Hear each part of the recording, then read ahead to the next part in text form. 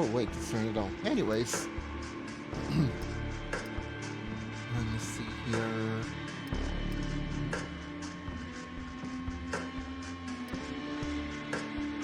Do the Discord thingy. Then we do the social thingy.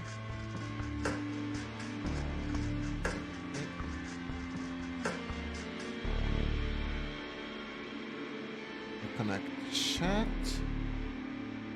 And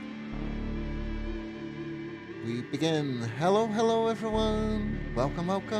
Oh. How are you guys doing today? Welcome to the stream. Hello. Hey Falv, how are you doing? We are, as scheduled, playing Vampire, Coteries of New York. Or Vampires Macadamia, Cool Tips of New York, yes. I made my personal quest to mishear the name of this game and interpret it poorly as much as I can. I woke up at 4 a.m. Oh god. Hope you're doing okay. And there's now snow on the ground after the first flakes. Oh, snow. Which never happens. Really? Hey Lunatic, welcome to the stream. Welcome. Let me deliver something to you.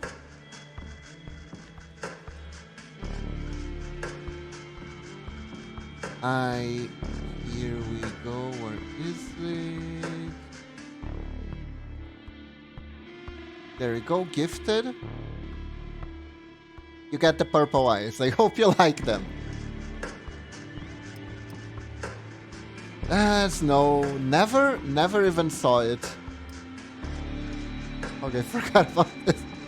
Sorry, I couldn't deliver it sooner because, well, I had a sick day on Wednesday, unfortunately. I was wondering whether I should play this or the Song of Horror, but Momochi said that I should stick to the schedules, basically.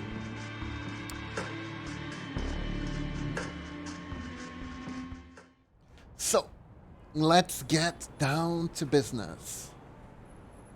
We're gonna date a Malkavian or something. I don't remember very well. I just have short-term memories. The nice surprise getting it. That's nice. It's a quiet, moody internet cafe. Half of its space serves as a comfy coffee bar these days, but behind a glass wall, it still has a space dedicated to rows of PCs. From the streets, you can notice tired adults in casual clothes, typing away absent-mindedly, and some bored kids wasting late evening hours on colorful online games. Man, I remember when cybercafes were at their height. My card game shop was really weird. It was the first one that I went. It was actually a bookstore that had an area for cybercafe where you could also play card games, and it also sold booster packs and stuff, and had Magic the Gathering tournaments and shit. It was a bunch of things at once, and now I believe it became a sushi restaurant. It's no longer a bookstore. Yeah, it really was a little bit of everything. They sold books, they sold comic books. Yeah, I mean, the old owner sold it to a guy who made a sushi restaurant. Pretty good sushi, though. Don't... Hey, Wicked! Welcome to the stream! How are you doing? Hello! We're gonna meet a Malkavian at a cybercafe. I wonder if they have a Reddit account. If Sophie's intel is to be believed, this is where Hope has set up her haven. One of the waiters standing outside the building, gazing at the sky with a smartphone in one hand and a vape pen in the other. You approach the man and tell him, "Yo, you know those aren't healthy, right?" I'm looking for Hope. This is what you say when you're going to meet a cult. I'm here on official business. I was supposed to meet Hope here. Hmm. Let's be direct. I don't see why we can't be honest. I'm looking for Hope. He releases a soft chuckle. Yeah, you and me both. The man slowly takes a drag from his e-cig, sizing you up and down in silence. After a long, awkward silence, when you're ready to leave him, he raises his voice again. I am faithless in humanity is how I'm doing. Oh. Hope everything is alright. What happened? Aren't we out? Well, it actually did it. It's the perfect joke, let's be honest. Come, right this way. Oh. Remember, Wicca, there are good people in the world, even if there are a bunch the assholes stand out. It's just how our brain is wired to pick out the worst and make it top priority, you know? That's why I become vampire instead. I see, I see. He leads back into the cafe, and you follow his lead. Whoa! Ding ding! When you make your way through the space with computers, no one averts their gazes from the spreadsheets, emails, Facebook profiles, or games of Fortnite. There's a guy playing Among Us, even. It is a common sight, one you wouldn't have paid much attention to a few weeks ago, but now it seems so unnervingly quaint. Can't they stop posting minion memes for one freaking second? Would they still be spending their time like this if they were immortal? Would they still be reading about urine therapy like this if they were immortal? Uh, Reject humanity, return to monkey. The waiter unlocks an unassuming door at the end of the room and lets you inside.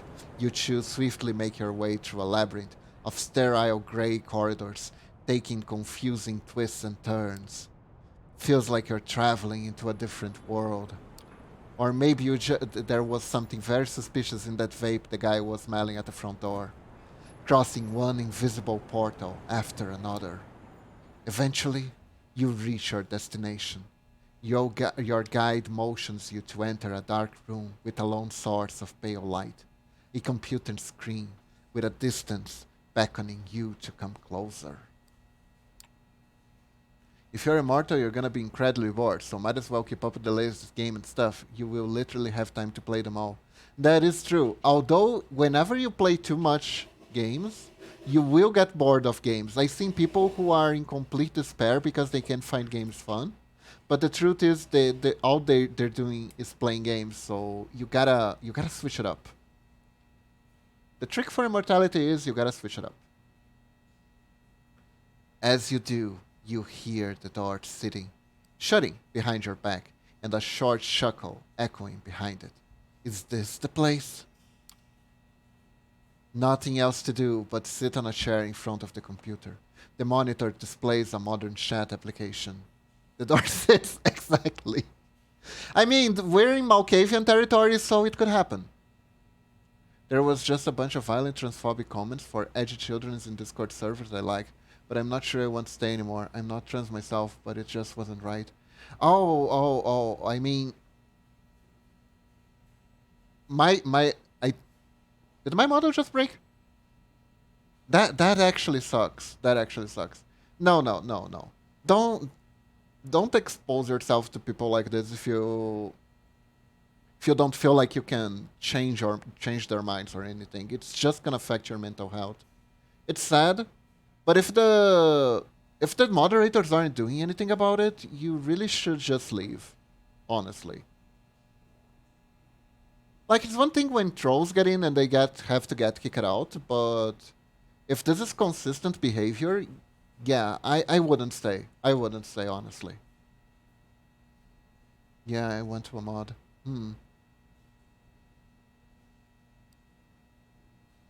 A modern chat application. In other words, Discord. A cursor is blinking in the user nickname entry field in the middle of the screen, obviously expecting you to input your handle. After brief consideration, you type in Cockmaster6969. Something goofy, exactly. Yeah, I went to a mod. What did the mod say? Wicked. Were they if they were apathetic, just leave. Maybe it's your newfound sensibilities going haywire, but this place has a barely noticeable sleazy aura. Might as well go along with it. You input Pornos Collector and push the enter button. Close enough, close enough. After a few seconds, the chat window opens and messages start appearing on the screen in quick succession. Hostage. Executioner. Oh, blah blah. Oh, come on. God, I'm so hard. What is this? Is Twitter? What is this? Who's Porn Collector? New idea. Hey, we're from it. No, it wasn't a Jerry. Porn Collector identify yourself within 2 minutes or get banned. Oh, let's try.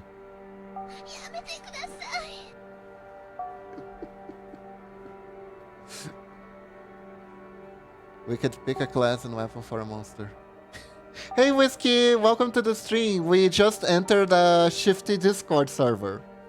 Hostage executioner. Just to be clear, I don't have a wank rag. Lamau. Oh, for sure. No, for real. Lamau was meant for Jerry, of course. Not much longer. Yeah, Jerry's the chat MVP. I mean, I admitted to far worse things here. God, I'm so horny. Not sure why I'd have to need to lie about this one. OMG, literally, who cares? You and me both, Bozo. Wait, who is Porno Collector? Porns Collector? No idea. A new user? Wasn't here a second before. What the hell? Was anyone informed? No, not announced. No, it wasn't at Jerry 2210. Porn Collector, identify yourself within 2 minutes or get banned. Such a Discord server, so mine? Maybe. My model is broken today. What's happening?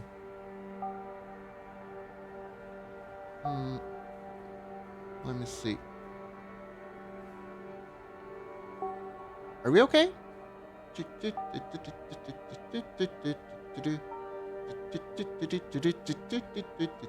Okay. We're back. The chat goes silent. Everyone seemingly waiting for you to say something before proceeding. This must be a close-knit group. Better say something before they kick you out. So, how are you doing, Kiba? I'm doing good. I'm feeling much better. Not 100%, but at least I'm not shitting my pants anymore, so that's amazing. Bonk the model to fix it. Hold up. Disconnected. Just a sec. Let me reconnect or it isn't going to work.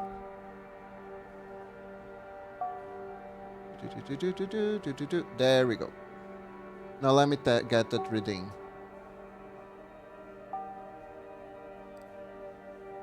There we go. Ow. Ow. Ow. Ow. Ow. Ow. Ow. Ow. Ow. If a community makes you feel uncomfortable, cut it. The bad feeling isn't something worth keeping it. Yeah. I'm about to shit my pants. These farts are getting dangerous. Oh dear. Be careful, Whiskey. I'm a vampire. I'm looking for hope. Is she here? Vulgar. Who the fuck are you? This is no maintenance safe channel. No, you're sure. You're Jerry. You're gonna DM everyone, anyone need to sell by. Now you're in trouble for the collector. Yeah, you're gonna regret dumbbells the day you decide to spy on us. Okay. Oh, can I use my vampire powers on a Discord chat? Let's see. You had enough of these trash-talking randoms. Time to teach them some respect. I'm going home early, so looking forward to my own toilet. That's something worth looking forward. Home is where you can shit comfortably, let's be honest here. Your blood fires up. Ancient powers start coursing through your veins, finger tapping the keyboard buttons on their own. You people better stay quiet if you know what's good for you. You have no idea who you're messing with. You will obey me.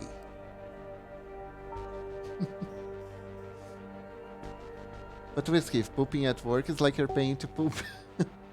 No, the only thing vampire seduction won't work on. Discord moderators, let's see how powerful we are. The chat goes silent once again, then it explodes. Hahaha, what am I looking at here? Look at this, start typing properly. Oh, I'm so glad you have no idea who you're messing with. Would you be so pissed if I missed your business? You know, you're me business. Hehehe. Well, that didn't work. You're right, Felf. Discord moderators are immune to vampire powers. Boss makes $1, I make a dime. That's why I poop on company time. Guess their powers don't work online. Go figure. You know your chicks would turn blood red right now if they still could.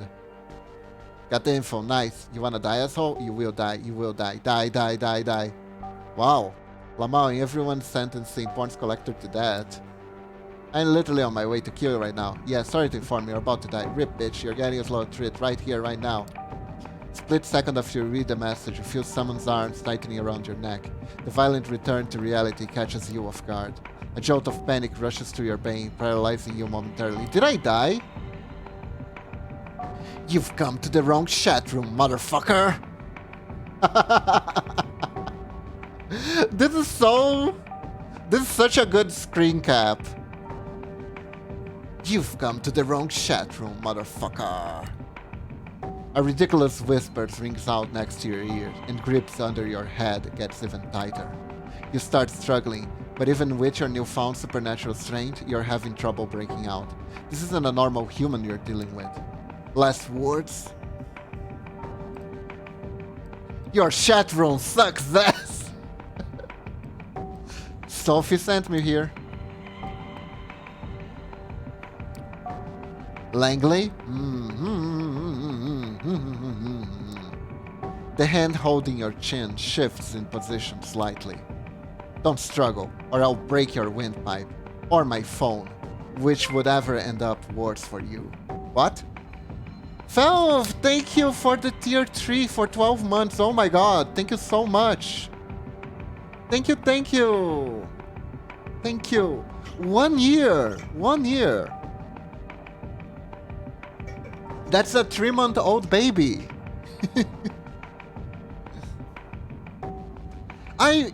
Actually, if my neck breaks, does that make a difference since I'm a vampire? Come to think about it.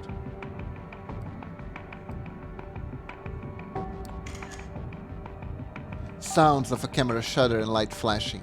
Did they just take some selfies with you? Alright, that's enough fun. I'm letting you go. You can have a talk, but don't do anything stupid, Miss Intruder. Pretty please? The mysterious assailant loosens their grip on you and gently pushes you away. You quickly turn to take a good look at them. Let me just finish this. Oh, cutie kitty! That's a cute kitty. Ah, nice. Nice design. We got Illuminati, we got Among Us. She's cool. Let me just finish this. It's a pale blonde woman in her 20s, giving you a slightly judgmental look while rapidly tapping away at her phone screen. First, you notice her outrageous outfit, seemingly thrown together from random thrift store finds. Then, you take note of her tattoos, a sprawling tapestry of odd patterns and designs covering every visible part of her body. At first glance, it all seems aimless, but it has a consistent sense of style upon closer inspection. Whiskey, Norris proposed to you yesterday. They are waiting for an answer. Wait, what? It's wild. I said yes to Norix. Mazel tov. I don't remember why though. Good job. Her eyes focused on you for a second. Gave a scare, huh? Sorry, that's what you get for interesting a lady's heaven without her permission. and she's back to her phone. With her relatively small build, it is hard to believe you had trouble overpowering her physically. But then again, nothing is what it seems when it comes to the undead. Even compared to the vampires you've met so far, she comes off as an eccentric, curious presence. She shoots you another glance, noticing you're still cautious of her. Calm yourself, girl. I won't pull anything like this anymore. It's just saying out loud, but a vibe check, you know? It's just vibe check. I not nearly broke your neck. Just vibe check. Vibe check. Yeah, I got a glimpse of your vibe on the internet, and I'm in a dangerous situation. I'd say I got a pretty good idea about who you really are. I'm Hope, by the way. If you're here, you're probably heard of me, so I went ahead and skipped the pleasantries. Come to think of it, I might have skipped too many of those. Did that sound rude? I think it was because of you when she... I wonder what happened there, too. Not too caught up on that. Yeah, she definitely fits the description you're given by Sophie. Still can't believe you got so mad online. You actually tried to use your powers on people trash-talking you? From who knows where, Jesus. But you know, I kinda respect the dedication. It's amusing. Oh yeah, credit where it's due. You're probably not a boring person online, going by your chosen handle. Believe it or not, among bloodsuckers, it's still rare as hell. Most of them are like clueless baby boomers when it comes to internet stuff. Anyways, don't worry about the chat. It was all a game to us. No hard feelings, okay? Introduce you properly later.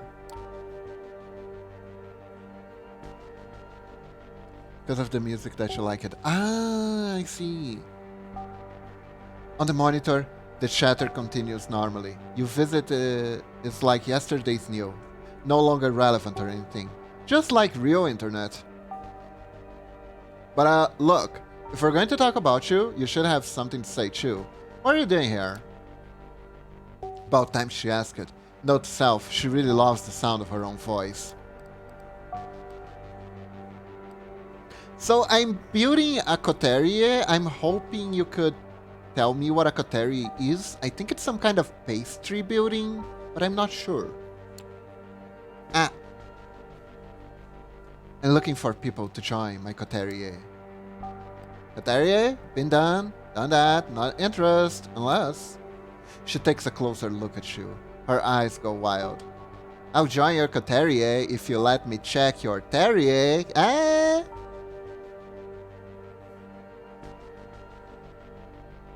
Gotta bonk the model to fix it. Did it break again? God, why am I breaking so much? Let me... Maybe if I adjust the camera a little bit? Okay. I think this is better. Wait. Shit! Are you the new Langley plaything? She said shit. Word seems to be getting around fast. Of course you are. It was obvious the second Langley got her hands on a new servant. She started building a network.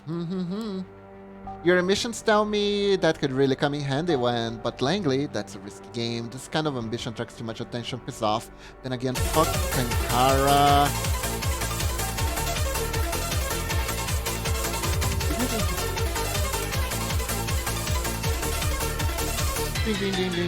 Ding. Jeez, that scared me. She seems to be having a spirited argument with herself. Only parts of it is audible. Is it just you, or does her facial expression and body language changes a bit between one sentence and the other?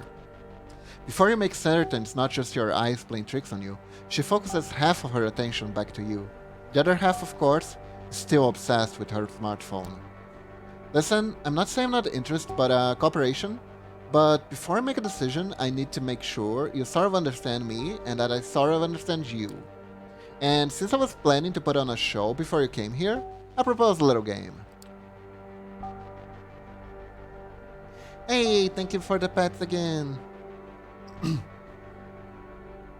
Hope, absently minded, spins her phone in her hands, considering how to put her thoughts into words. Then she approaches a switch on the wall and flicks it. Wait, did everything not work? Let me see.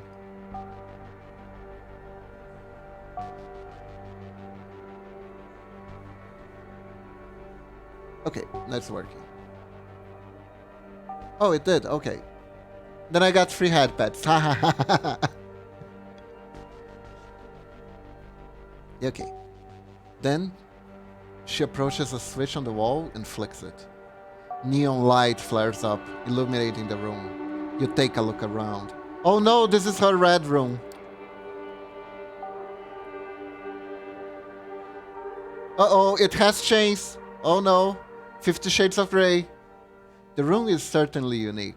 It looks like a butcher's room, repurposed to be a living space. The modern computer in front of you starkly contrasts the Dominion's industrial walls. Red Run! At the back, there is an overwrought bed covered in velvet with meat hooks hanging above it. On top of the bedsheet, you note what seems to be pieces of elaborate S&M equipment and a camera. Uh-oh! 50 Shades of Grey alert! 50 Shades of Grey alert! Wait a minute. You want my help? Moderate my cam show. Really? Really? We're gonna stream on Picarto or whatever? Cam show? Your eyebrows twitch involuntarily. This is definitely not the kind of request you expect to hear tonight. She notices your confusion. Did you know that if you rotate your phone intermediary axis and turn it to one of its other axes? I don't remember if the minimum or maximum axis. Bow, chicka bow, wow, wow. Hey, chicka bum bum. Take it or leave it, buddy. You just became a kindred, but you want to become my partner in crime? Show me you can handle yourself while watching my back in everyday environment. My back, my ass, my everything, really. She is serious. Show starts in 10 minutes. If you think yourself better than this, better walk out the door right now. Won't hold a grudge. I got better things to do. As if to prove it, she looks at something displayed on her phone and cracks a brief grin. Another reply typed down with absurd speed. Tap, tap, tap, tap. 9 minutes, now or never. Show moderator. Risk of violating the masquerade. High content warning. Oh yeah, so do you take the job? Why the hell not? I haven't been on Picarto in years. I never been there actually. I just heard the name. Hope brightens up, and her smile looks surprisingly sincere. Excellent. I promise you'll find this interesting in more ways than one. Now give me a second. She spends a minute setting up the computer you used before, then urges you to sit down. The explanation of the moderator's functionalities is simple. It boils down to ignoring anyone who doesn't disrupt the chat, banning anyone who does, and kicking anyone who's causing minor trouble. A few minutes later, she's already online, sitting on her bed in a provocative pose. It's a sex show, isn't it? Her voice, previously hushed, rings out with full force. How are you doing tonight, hopefuls? You peek at the chat. We're not worried, Queen. Fucking A, Angel. Hell yeah, time to fuck.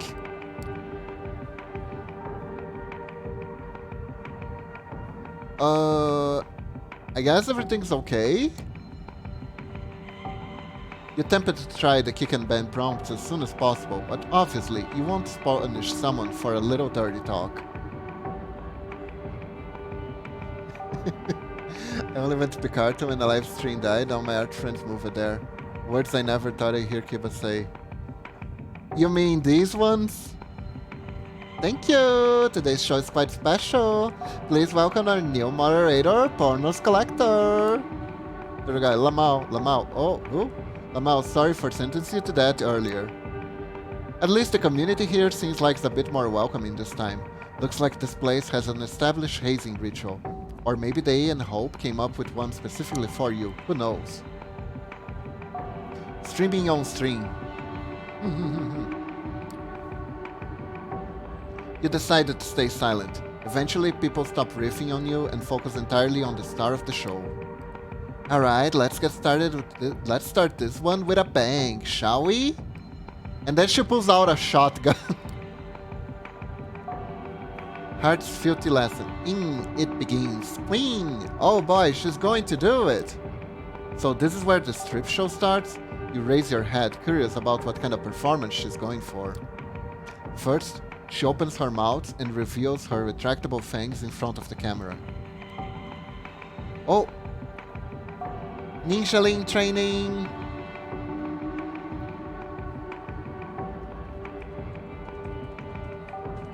Battle Royale. Go.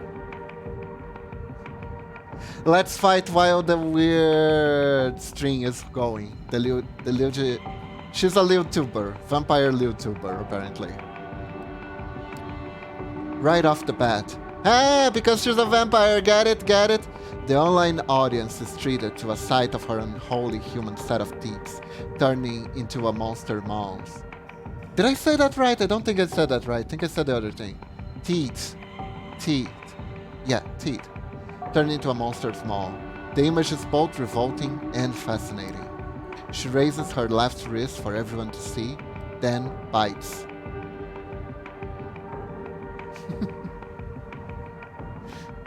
Oh. It's already down to 2.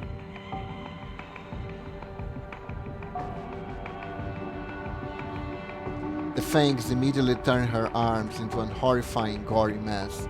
It is unclear if she used it then to slash or bite, but one thing is for sure. No ordinary human could cause such damage. If an ordinary human suffered such a wound, you would expect a geyser of blood to appear too, but it doesn't. Hope's technically a corpse, so it's impossible. Yeah, Wicked Thorn wins!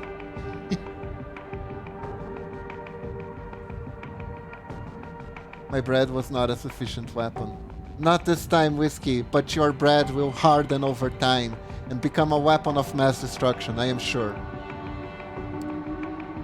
She flashes a monstrous smile and starts smearing vitae all over her hand to maximize the impact of violent image. Then she starts drinking it up. I think vitae is how they call vampire blood, but I'm not sure. She makes it a point to make the sight as gruesome as possible, looking like a hyena feasting on a corpse. The contrast of her behavior with her look of an Instagram model is stunning. I could make a joke here. I think Lunatic is already ready for it. Once she's done, she reveals her wrist to the camera for the last time. She starts making theatrical gestures with her right hand as the wound begins to mend. Shortly after, the wound is gone. It's like a magician's trick. Her left hand looks like nothing bad ever happened to it.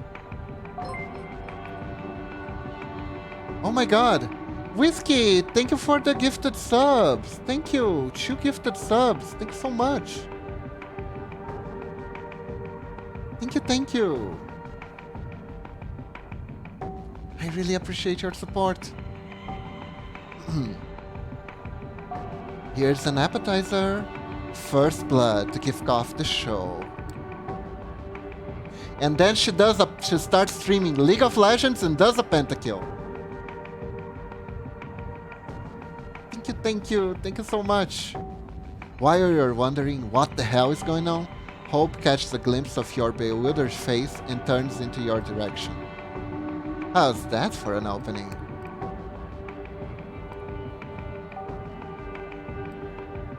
This is not a sex show? I was led to believe there would be lewds.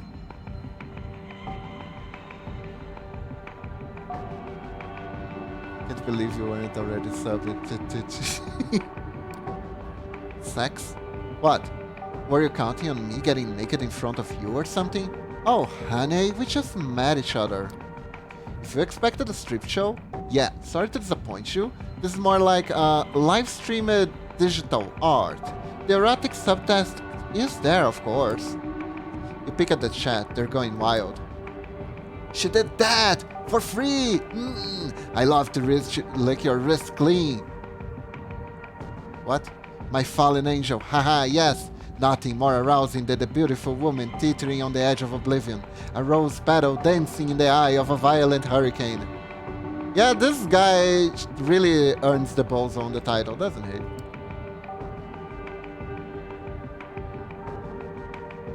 But eroticism is not the key here, it's vampirism.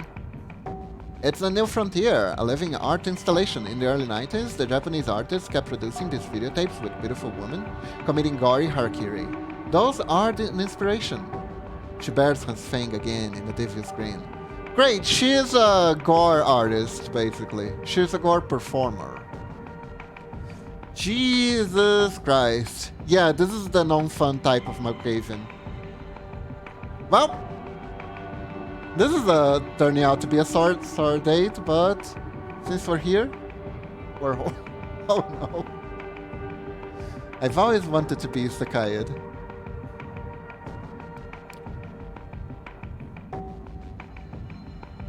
Thank you for the pets, lunatic. But I have no interest in auto-destruction or turning myself into a victim. This is a celebration of the body I love, not self-inflicted punishment. The audience came here to marvel at a beautiful vampire and her awe-inspiring powers. Mending wounds is just one of these powers. The people watching can pay to see more. Oh, and don't worry, the only thing the audience can see and hear are the things I allow them to. We can talk freely. Just remember to moderate the chat, will ya? High risk of violating the masquerade. What a joke. She's blatantly breaching in front of anonymous viewers. Still speechless, you turn your attention to the screen. Muy guapa.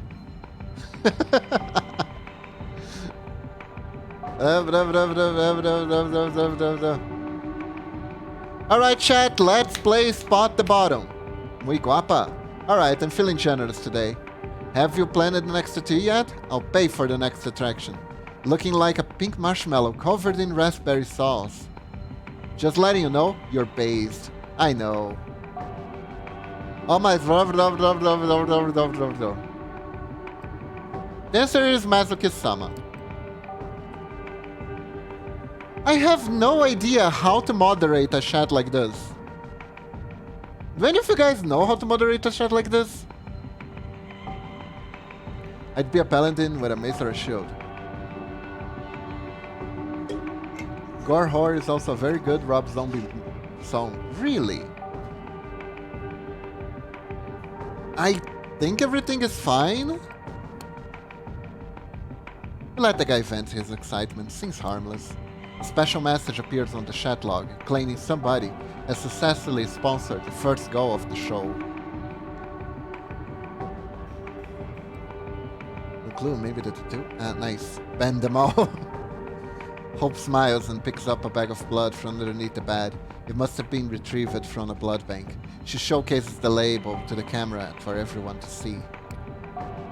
Hearts feel to last. Drink it up! Drink it up! Drink it up! Drink it up! Poor Hope saw the content of the bag in her throat. You have no doubt it's real blood, but wonder why the viewers would be so satisfied with something that's so easy to fake. Don't worry, it pays well enough. You don't even bother to tell her that this is not what you're thinking about. Safe to assume she knows. So, what do you know about the Kindred and the internet? Have they told you anything? While she's waiting for someone to sponsor her next vampiric feat, she decides to start a conversation. Is there a vampire internet? The Hideous Divisions and Dedication Gore Horror in its full name of the song. Ha, weird. You'll find something that looks like vampire internet. Stay away. See, some of us use it to experiment with our own secure networks. We try to beat our own informational hubs, social networks, everything. She's still working on the phone with one hand, while looking for something under the bed on the other. How many things can she concentrate at one time exactly? I don't concentrate on one thing, I have my multiple personalities take care of them for me. Duh! Then, one day, the NSA got in. Turns out elders never really got the hang of proper security practices, or sigils that they used to smear the screen with didn't exactly work as advertised. FampWeb. It's fangnet.com. I don't know if that exists, don't look it up. Then, of course, all the other three-letter intelligence agencies in the world got the intel, and a lot of them decided bloodsuckers were the perfect new enemies for post-9/11 times. The Second Inquisition came to begin. Ever heard of it? A lot of our kind just died just because they were too present online. Right now, the remains of our own network serves as government honeypots, kept alive to attract fledglings and hunt them down.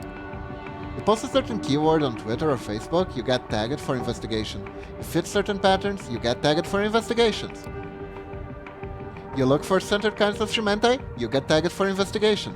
So there is a certain thrill in becoming an online presence without attracting attention from the authorities, you know?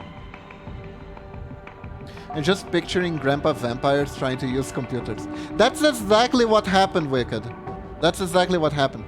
Vampires are boomer. I saw a writing prompt that was so freaking good. Like, imagine a vampire that uses slangs from all the time periods they were alive, interconnected. Like, the guy is talking like a vampire at one point, and then he goes Lamau.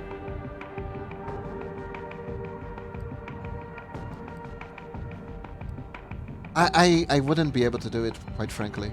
I was just thinking, how could I do that? But I don't think I can. She stretches onto the bed. Hope you're still monitoring the chat. So don't put a rice in the computer sticks, try to fix it. Oh no. I can kind of see some vampires doing that.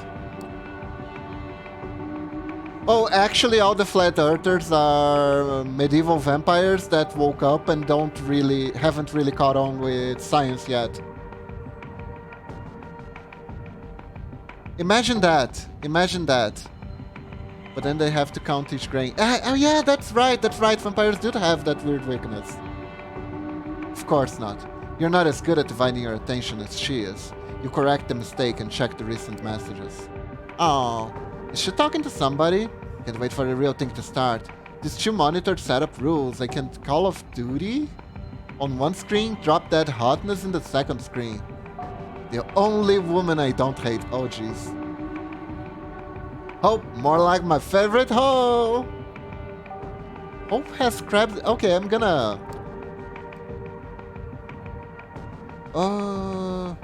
This guy is a kick. You give the guy a kick. Get yourself a normal nickname, douchebag. After 10 seconds, he's back with the same handle. Time for a decision. Ignore or ban. That kind of nicknames only suggest trouble. You get rid of them permanently. There we go. So many vampires. Good job. She's keeping close tabs on you. Anyway, yeah. Okay, so apparently I can moderate a vampire cam girl stream. Good for us. Didn't know I had it in me. When the Nosferatu admitted to the Camarilla their network got compromised, the others went batshit insane. Get it? Cause they're vampires! Internet communications became strictly forbidden. There were executions. A lot of people who used social media to secretly contact their mortal families and loved ones got offed. That goes without saying. But if you weren't careful, even the most innocent web usage could result in being punishment with final death. Good job, Kiba. Blood for the blood god! Skulls for the skull throne! Milk for the cornflakes! I like that one, Wicked. Thanks to user Dickstill, the next goal has just gotten successfully funded. Turtle Guy, let's go! Vanishing Act. Dehumanize yourself and face the bloodshed. She raises her hand. 3 fingers up, 2 fingers up, 1 fingers up. The countdown ends and she immediately disappears from the screen like a ghost. You can still see her on the bed, but the live feed indicates there's nobody there. When you deeply focus on digital image, you swear you can make out some unusual glitching where her silhouette should be, but it could very well just be a placebo. Oh! Here we go!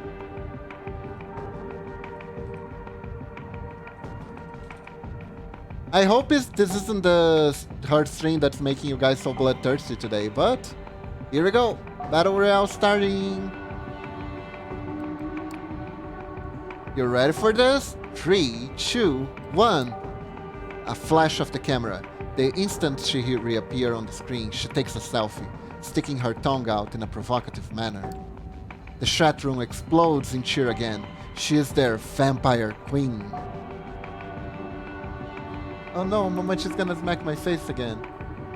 And Wiccan and Wisty needed a class web if you want to be the monster, kind of. And for my next trick, I will make this plate of candy disappear. You briefly wonder about her being glued to the screen. Is this the fantasy everyone's here for? A girl showing off cheap magic tricks while lazily browsing her social media?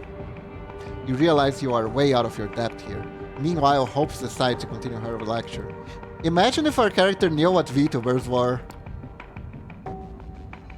Those were some wild times, especially in New York. While most of them have no clue as to what a real nature is, a lot of clandestine organizations have classified us as national threats, and since this is where the towers fell, the agencies are very much present around here, looking for easy PR victories. Ah, I won! Haha! The last essay raid here was just a few years ago, and it was a big one. Stirred up all the hornets' nests something fierce. Drumstick OP didn't punish hard enough. Sorry guys. I can't exclude myself from the game. Back to the game. Although it's 1990. Oh, sorry. 2090. New York is ruled by someone who's got embraced before World War II, and the cam as a whole got really spooked and swore off the internet. Of course they're not a dumb and understand you can't really coexist with modern kind without the internet. It is a grey zone right now, like piracy, technically frowned upon, but let the one without seeing cast the first stone. The SI is a real threat, no joke, but in many sense the darkest place is right under the candle.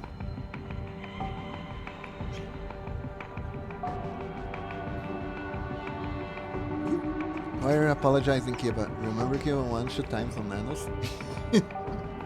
I remember that, that was funny. You take another look at the screen. We want blood! How about some bad stuff? Can you do some bad stuff? Can you show us next time? Been a long, hard day. Please give me a shout out. Oi! Oi, oi, oi! Oi, oi! Don't ask for shout outs. Don't ask for shout outs. Familiar nicknames pops up. Essa questão.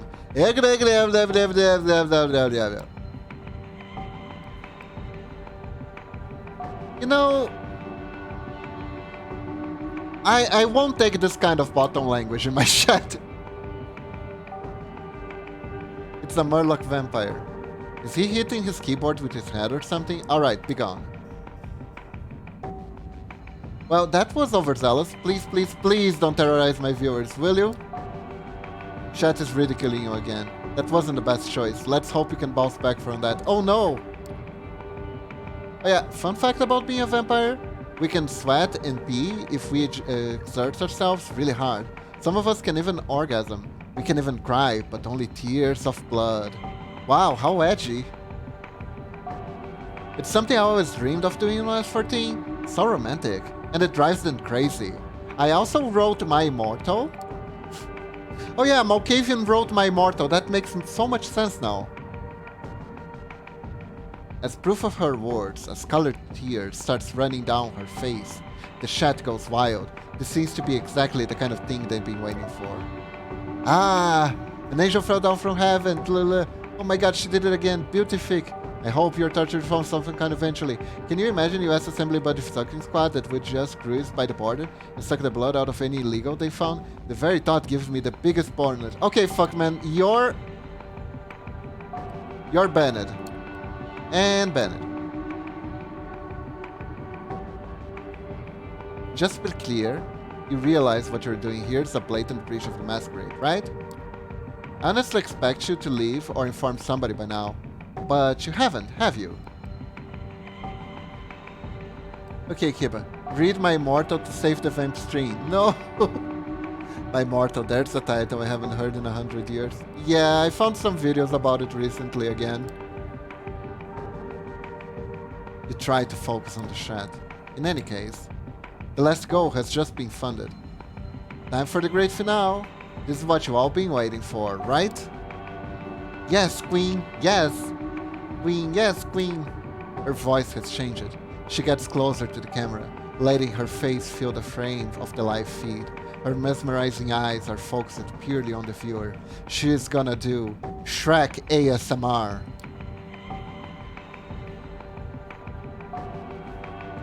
You wanted blood? Come out into the streets, claw out your neighbor's throat, slash their veins and drink up. Yes, Queen, yes, Queen, yes, Queen. Hope's presence becomes absolutely horrifying, and it influences the chat in some incomprehensible way. Everyone starts typing like they are possessed. Liberate yourselves from the shackles of ordinary morality. Make them scream. Feel the warmth of their entrails.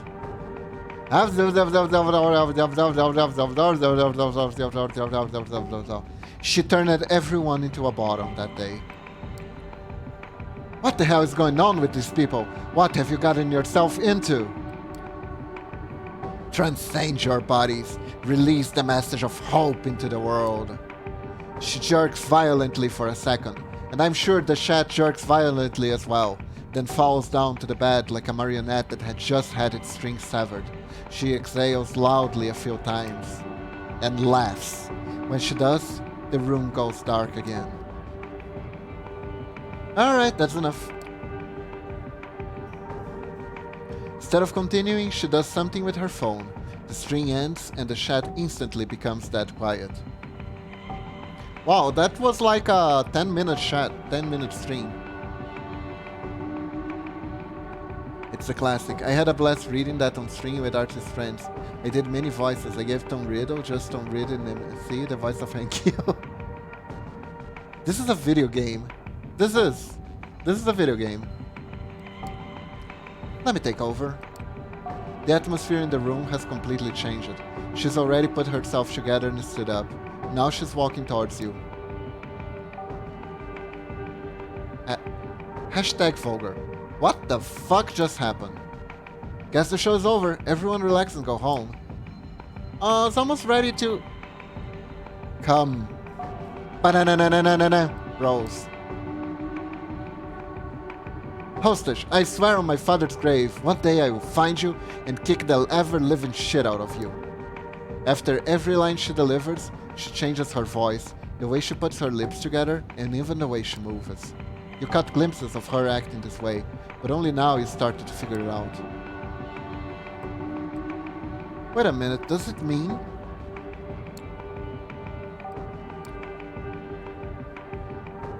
I'm bored, I'm separated from most vampires in the city by a generational chasm, and I'm so goddamn lonely. The internet used to be my only friend. Infodump delivery service. Yeah, a year ago I started researching tulpas, collective unconsciousness, and all that mumbo jumbo at the intersection of psychology and spirituality. Then I started to experiment. The show was fake. Oh no, she was everyone in chat.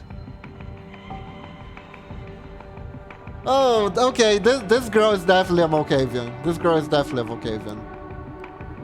A few years later, I was an Instagram fashionista, a successful erotic model, a vital part of pop culture commentariat, a viral shitposter, a cryptocurrency expert.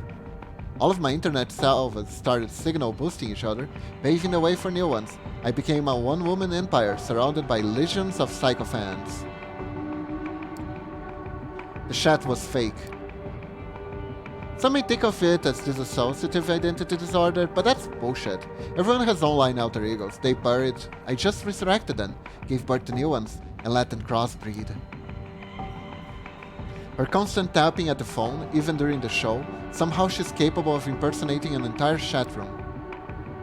I don't even have a self that could dissociate or be mentally ill. I'm a host, a living database. I live because I find it fun to be an informant conduit, to process trends and support the ones I deem worthy. You see, I have become one with the internet. I hope am the freakazoid. There was no masquerade violation. She was showing off her skills all along. She put you in a world of pure fiction, the same way she was testing you when she attacked you from the back. Damn, she's good at this. Of course, you can just ignore what I'm saying, decide I'm just another deranged Malkavian, but hey, annihilation of the self is the only way to survive in the 21st century. And if there ever was an era that demanded images of beautiful people transcending beyond humanity and inspire others to do the same, this is the one. They played us like a damn fiddle, they did! Although for now, because of the masquerade, my audience is quite limited. Speaking of, you want to be the star of my next movie? You know what? Let's go along with the crazy person, because it seems fun. Sure, why not? I have a hunch you're just saying that. Still, hey, in a way, this is true is transcending beyond self. Yeah, your test is over. Now the question is, do I want to work with you? She puts away her phone for the first time since you met her, and gives you a good, hard look. Vibe check Vivo. Guess I can give you a shot. Yeah, you're not that dumb, you're not that boring. You're kinda cute. Don't worry, no more modding jobs. Mods gets attached, and that's always bad news. She grabs your arm and starts leading you out of her room. I've put you through enough shit. Next time, I'll let you in on a little job I'm doing. We'll hit the streets and see why Sophie told you to contact me.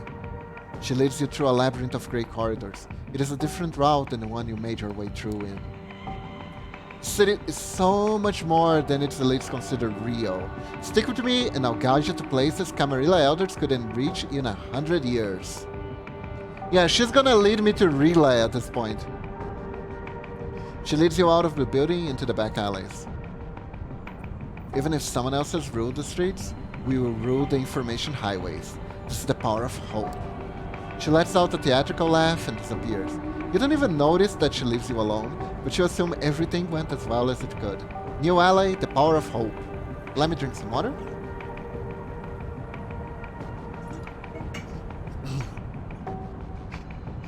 I want it to be canon that her laugh is like the Ojo-sama laugh, like the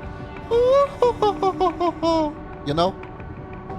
Because that would be perfect for her. As you walk off into the night, everything around you feels a little less tangible than it did a few hours ago. Yeah, walking with Malkavians does that. We can still do more. And I don't remember who these people are. Let's see, who are you? Jezebel's Childer. Sophie mentioned a gangrel neonate by the name of Tamika, who's made herself at Prospect Bar. Pharaohs aren't exactly a social bunch, even by kindred standards, but you can keep her clawing your eyes out just long enough, she might persuade you to join. You need to rest, okay. Gumshoe in the Dark, Violent in the Blues. Sophie mentioned Kadir Al-Zamarar has a secret association with executive murder. Nosferatu Neonate, by the name of Leangelo. I kinda want the Nosferatu to be friends with Nosferatu. He doesn't look like a Nosferatu though. Is he hiding? Maybe he's hiding. I remember Nosferatu who get high enough levels can use like illusion magic to not look terrible. I want to play World of Darkness, but I'm already part of 3 tabletop games a week. Oh god, wicked. Yeah, don't overextend yourself. At one point you're gonna start role-playing a vampire when you're supposed to be playing a Tiefling Bard or something. You notice something strange by the front of your haven. A letter is being slipped under the door in a cream-colored, old-fashioned envelope. There's no name on it, but you know it's meant for you. Opening the letter, it's clearly been sent by someone incredibly old-fashioned, rich, or a fan of classic stationery. No normal person sends letters like this. The note is short and terse, written in elegant, delicate handwriting. It says, "You may already be a winner. You're cordially invited to a rendezvous at the Cathedral of St. John of the Divine. I'll be waiting to make your acquaintance tomorrow night. Look for me closer to God." D&D on Wednesday, and Call of Cthulhu on Friday, and the One Ring on Saturday. Wow, that's a lot. I'd be in vampire mode when I'm supposed to be a dead cleric, a merwick elf, or a guy from Boston. Maybe the guy from Boston would fit, perhaps. But I don't think so. There is no other information. It looks like you have a mysterious invitation for the following night. Oh god, we are getting like super hungry. Oh no, I have to pick stuff. Fate and mid.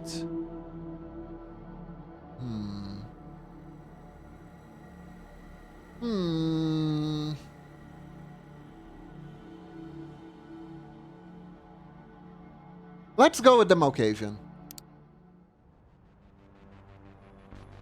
When you get to the internet cafe, Hope is already waiting out in front. The sights catch you off guard. A patch of you suspects that she might be more of a shut-in, my havens, my castle type. Perfect timing. We need to go for a ride. Get in, get in, get in. Oh, she's gonna try to talk to weird handles? Okay. She doesn't wait for your response and jumps behind the wheel of the Lavender Vintage Roadster instead. The engine starts roaring expectantly, causing everyone's head to turn. Not wanting to attract needless attention, you quickly slipped into the back seat of the car. The moment you shut the door behind you, the vehicle sets off, tires screeching. Sorry for not bringing it up to speed first, but hey, this is New York City. Everyone's always in a rush, and this is even more true when you're a kindred. Now, allow me to take care of some business, and I'll be right with you. Even as she's zooming through traffic, she's still on her phone, of course. Oh no, don't text and drive! I'm not even gonna bother asking her to watch the road. What's your business? Business? How do you make a living in the city? Bussy work! Oh no!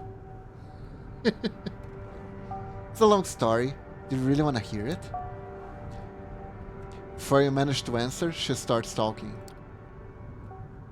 So, another extreme online malk based in New York goes by the name of Dev No told me to Google Ethereum a few years ago. That's how I got into Bitcoin. Oh no, get me out of here. Get me out of here now. She's a crypto bro.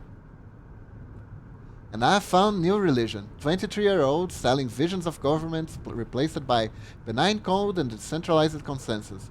Method ruled by algorithms as just as the laws of physics. Idiot man-child investors trying to shape their realities through sheer fanatical zeal and dedicated collectors of things as abstract as rare SHA-256 decryptions. Bitcoins, now we're in the underbelly of the underworld, right?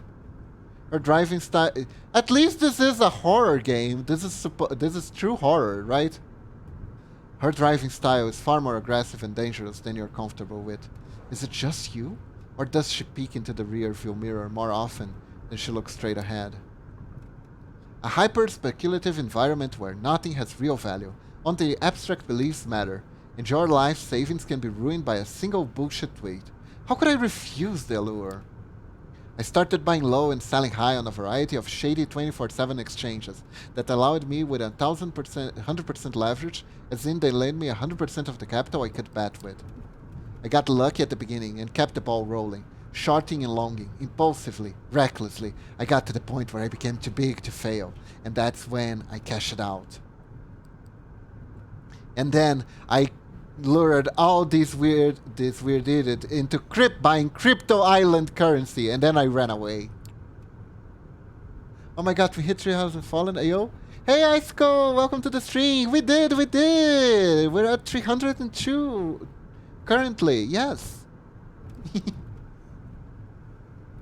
This game is too scary now. I know. I'm stuck in a car with a vampire talking about cryptocurrency. The car comes to an abrupt halt. You bump up against the seat in front of you. Thank you. Thank you. Okay, this is a story will be continued later. We're here right now at our first stop. I need you to do me a favor. I like it Hope as a character, but the Bitcoin just not...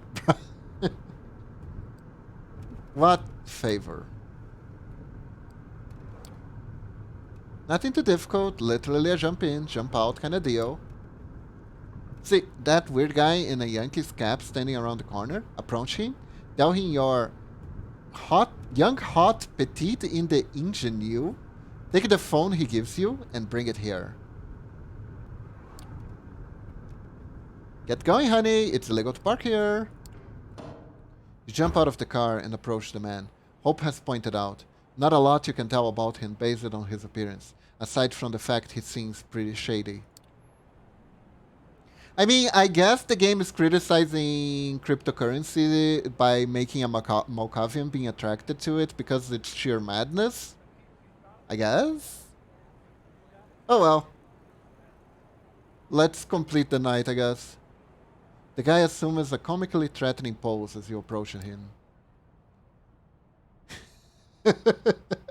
I'll be honest though, it really looks like a crypto bro from those convention photos. How do you want? I could see what they were going for with the writing, right? I'm a young, hot, and petite. He is shady.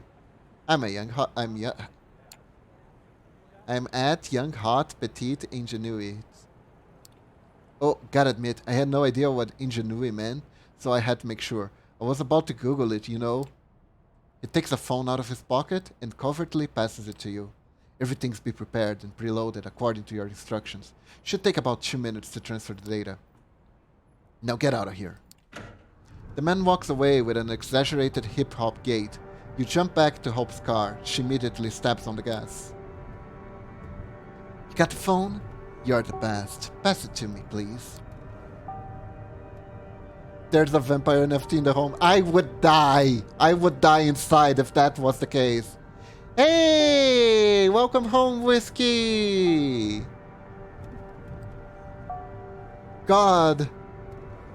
I'm so afraid of what's in that phone. Gotta run and make an errand now, though. Alright, Whiskey, take care, take care. She connects the two smartphones using a cable and begins some sort of data transfer. Looks like it's an identical model. After a minute or so, the process is complete. Alright, goodbye lovely, you served me well. Hope opens the car window, grabs her old phone. You're not expert enough to recognize the exact model, but it definitely looks like an $800 price slapped on it, and tosses it out the window. Surprised, you look behind you and see a car on the opposite lane run over the abandoned device. Hope notices your quizzical look. I've been needing a lot of burner phones lately, and if I'm not going to use some cheap piece of shit, so it's a pretty expensive necessity. Intersection, red light. She takes advantage of the moment to shoot a driving selfie that strategically excludes her face and upload it to Instagram. You notice her handle there is Versace Beauty. Now, I was telling you a story. Cashing out. Right. At some point toward the end of 2017, I became convinced that I needed to cash out. There was no way the bubble was going to last forever. Getting on my computer in a bit so I can lurk. Alright, thank you for the lurk, Whiskey. Thank you for the lurk. I always knew there would be no grapes of wrath of the cryptocurrency era. That I would have been as too. It would have to be a series of profound antisocial disconnected events. The whole crypto culture was a decentralized church of loner millennials who rejected all established modern values and kept atoning for the original sin of not buying Bitcoin back in 2013. Another abrupt last-second turn. You are pressed against the window. What the hell is with her driving style? Bet a life you never wanted to live anyway, and get a chance to win a priceless pile of nothing. Untether yourself from all worldly desires. Find joy in suicidal ideation. To this day, money holds no real value for me. It is as abstract as a video game score, bunch of numbers on the screen. This joyless world changed me forever. I knew I had to escape. Her eyes look so goofy in that mirror. They really do. I mean, she is Malkavian, so she is gonna be weird by nature. Once I return from picking up my vices, I can continue my watch. Ah, going to the liquor store. I see. Have fun, Whiskey. Have fun. So, I took my pile of fictional dollars to a new arena. Elite New York social circles. Not because I wanted to scam them and make more, but because I wanted to finally have some goddamn fun. I mean, of course, I had to scam them in the process, but that was only in service of becoming something more than a star. A constellation. Another abrupt stop, this time next to the entrance of a shifty-looking back alley. Alright friend, this time your leaky gut syndrome. Whistleblower extraordinaire. Whatever a Presnik fuck wants to leak, you got it. Got it? Sorry for putting you out there in my place, but I only personally contact people as a last resort. Gets harder to protect my identity each time I show my face. And since I got you, our man is waiting for you in the back alley. He's paying back a favor with a flash drive containing crucial information we need to stay safe in the city. Yeah, but have you seen the Crypto Bros cosplaying as Bored Ape NFTs? Yes, I have, to my crippling fate, to the expense of my ever-dwindling faith in humanity. I have. There you go. That was the sentence I was trying to structure. Liquor store and another store to pick up juice for my vape. I see. Take it easy, Whiskey. Take it easy. Retrieve it. I will circle the arena. Make sure we aren't in danger right now. When you're done, get back here and I'll pick you up. Everything clear? Good. You exit the car and see it drive away in a hurry, then head into a narrow passageway. Sure enough, there's a man waiting for you in the end of the back street, unshaven, wearing wrinkled clothes with a nervous eye tick. He looks even dodgier than the last guy you met. He looks even less sane than the fucking Malkavian. When you approach, he gives you a mean look. You lost or something? Oh, this is a look. Is this the Redditor look? I'm curious. What do you guys think? Is this a Redditor mod? It can't be. It doesn't have a fedora. His eyes are going to pop off, lol. I really like the art in this game. It is very convincing. Yeah, I'm Leaky Gut Syndrome. This is more thrillby to be a Redditor. Gotta keep my already crumbling body happy. You said you got a little something that might interest me? Of course. Straight to the point, aren't you? Alright then. Clumsily, he produces an USB stick from his front shirt pocket and holds it before your face. When you reach out to take it, he pulls his hand back and gives you a sly grin. Getting all this data was risky, you know. Mrs. Montgomery is an unusually secretive person. Digging up on her took more effort than I expected. Effort that should be rewarded, I think. I've been such a nice guy to you. I should get my reward, shouldn't I? The more you ask around about her, the more you expect a letter saying, give up your inquiries, which are completely useless. At the doorstep, perhaps attached to a severe cat head. You catch my drift? The secrecy surround her screams, friends in high places, brave new world order, Illuminati shit, you know? Makes me think I deserve some hazardous pay.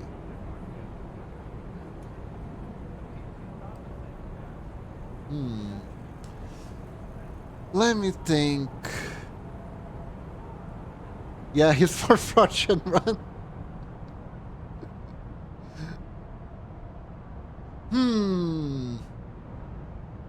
Which one do you think is more convincing?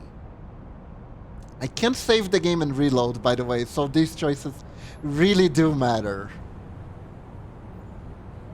Let's see, I think the power move would be to just start walking away.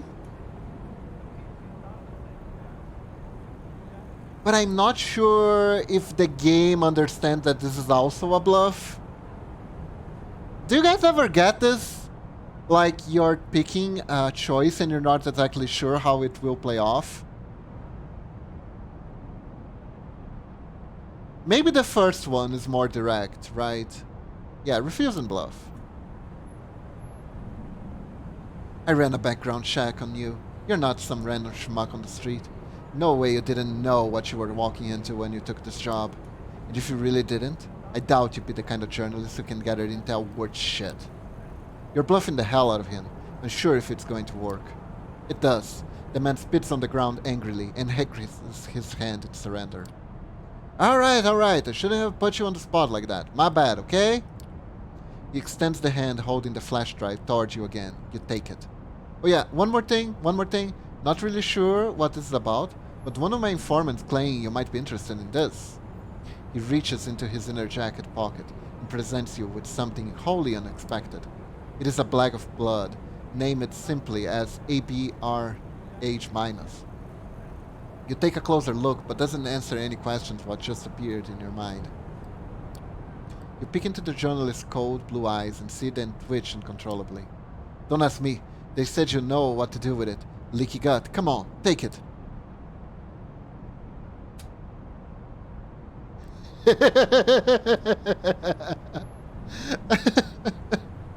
Guys, do you think we can feed off? You know what? No, I'd catch something. Let's just accept the blood. Fine, I'll take it. I was thinking like this is a pretty good place.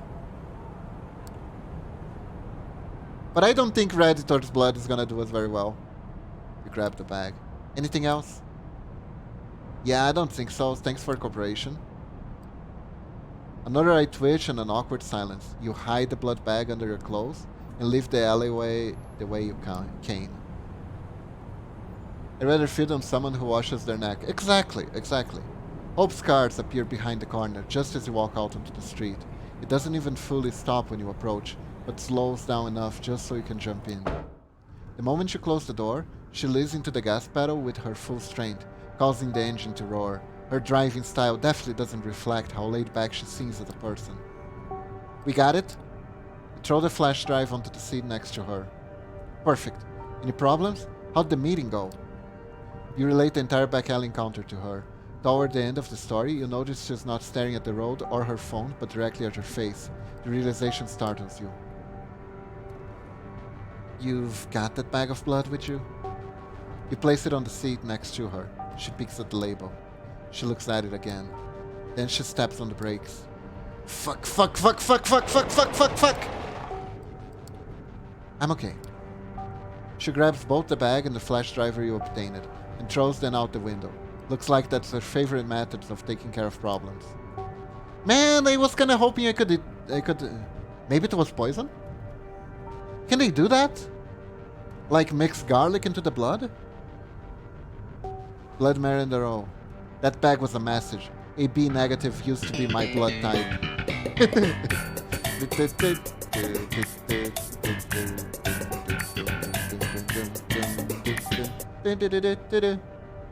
Hey Norix, I'm stuck with a Malkavian that invested in cryptocurrency.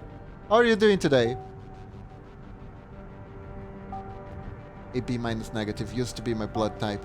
It is the rarest one, found in less than 1% of the United States population. Glad you didn't drink it. Who knows what they've done to the bag. Some NYC vets can tell you wild stories about using irradiated blood to locate and kill other kindred.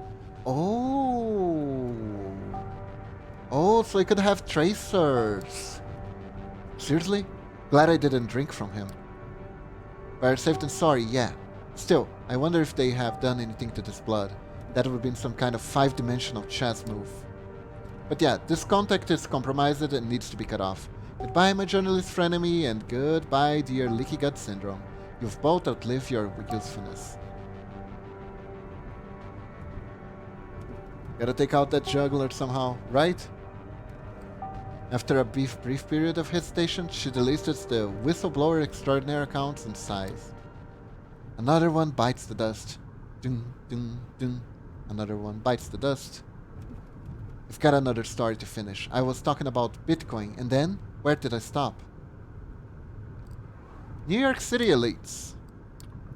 Oh, right. You know who saw the real face of the city? Anna Delvey. Ever heard of her?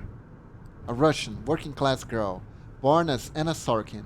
She moved to New York in 2013 and convinced anyone that she was this insanely rich trust fund kid and a wealthy German heiress.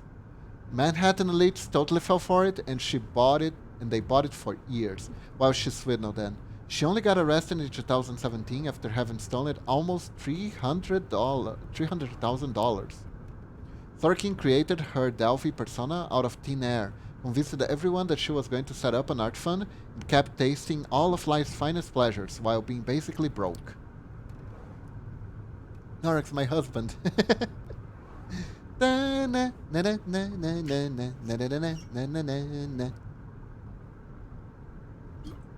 She even made up a fake family financial advisor, then killed him off when he became a liability.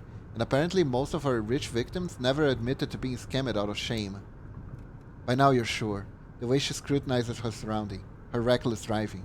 She's trying to escape somebody. Now, Delphi's locked up with murderers and rakers, writing her memoirs, apparently picking a lot of fights, bless her heart. She'll forever be an inspiration. But I have more advantages than she did. I have my own considerable funds and I can rely on many more made-up people than just some old-ass financial advisor. A whole bunch of fake content creators and influencers that every rich dumbass wants to get in touch with and collaborate. Makes it super easy to earn more money than I invest. I'm making fake TikToks left and right. You've seen it firsthand, both as a deceiver and as the deceived. It's a city of illusions. Make non-existent money, come up with fictional status, play nonsensical Camarilla games. And one day, you might just find yourself at the top. Alright, we're reaching our last stop. Isn't this a cute animated emote, Kiba? It is! It looks super good as an animated emote. I'm so glad it turned out so well. You look around. You're coming up on a parking garage. You're gonna take an elevator to the 7th floor. Give the masked man you meet in front of the door the memory card. It contains an art house movie I made. It's a gore flick, huh? You mean a vampire movie? By art house you mean vampire movie? Yes, a movie you've seen me rehearse in my haven. You didn't think I was going to do that just for show, did you? I found some filthy rich Manhattan birds who pay a fortune for a convincing vampire camp show. I don't need money, but their IT industry connections gave me an idea. When we give them this memory card, we'll gain access to the tech that should allow us to make my biggest enemy in the city. To take on my biggest enemy in the city. So your nickname this time is going to be... Crash. You are momentarily dazed and can't immediately understand what happened. The first thing you know for sure is, if you were still a normal human being, you'd be dead. You replay the last few seconds in your head. The other car appeared out of nowhere and crashed into Hopi's vehicle at the maximum speed it was able to achieve at the closed-off space. The driver has already managed to kick open the mangled door next to him and stumble out of the seat. Now he wordlessly approaches the trunk. It takes a large caliber silenced pistol out of it. Oh boy, we're in trouble! Hold up, I need to sneeze. And it's gone. Oh, don't you hate when sneezes just tease you and never come off? It's the worst. He starts approaching the lavender rack of Hope's cars, obviously ready to finish the job that he started. You have to be fast and violent. It's you or him now.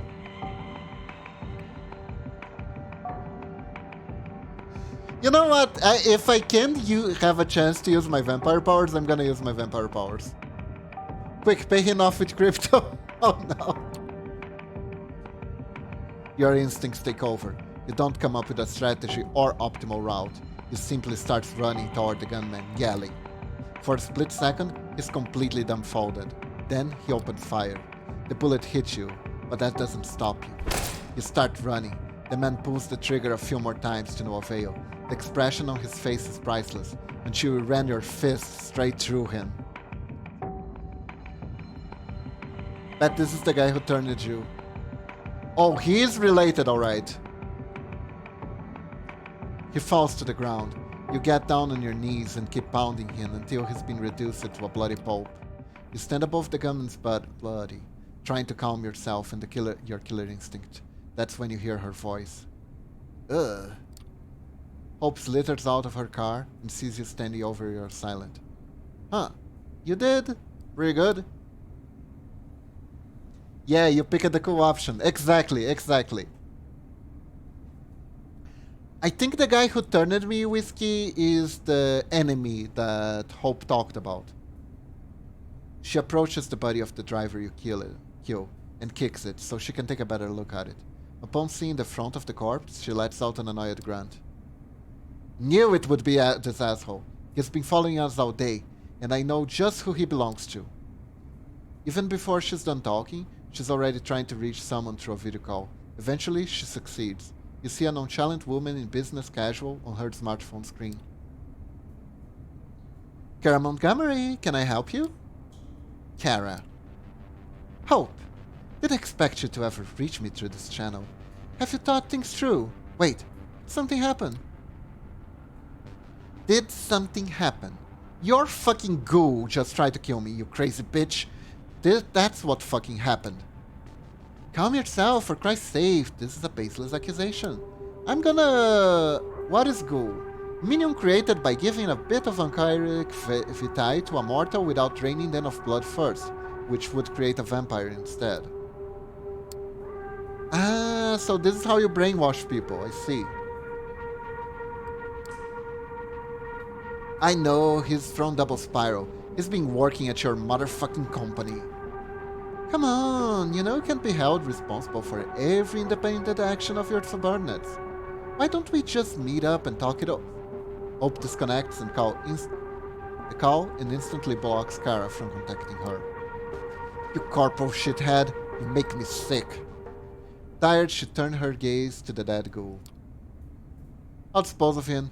Help me put him in my car. 30 seconds later, his body is laying in the back seat of the lavender-colored wreck. Okay, good. You take a look at the scene of the carnage in front of you. Every second we're here, they're closer to a serious masquerade violation. I'll have to exchange my Palme d'Or masterpiece for the good some other time. She gets behind the wheel, and you follow her inside the car.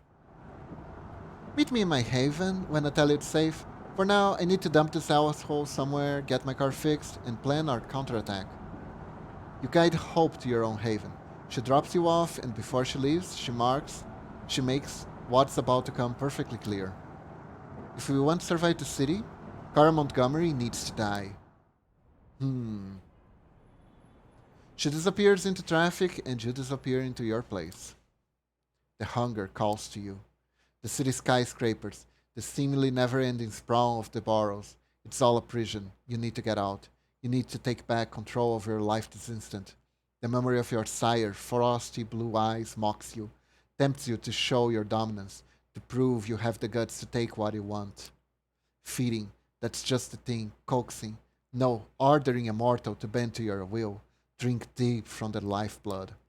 Faces pass you by, while some look more ravishing than others. Any would do right now. You compose yourself, your rational mind fearing a blatant breach of the masquerade's temporary hold over the beast in its compulsions. Calming yourself in a small victories in itself. The semblance of a command will have to do for now, but it won't last. You need to quench this hunger before it overtakes you and makes you lose control.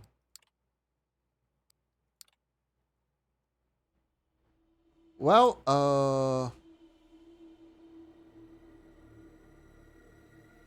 okay. So I guess we can still do more things. I wonder why there isn't just a feed option, really. Let's see what's happening at the church. What do you guys think?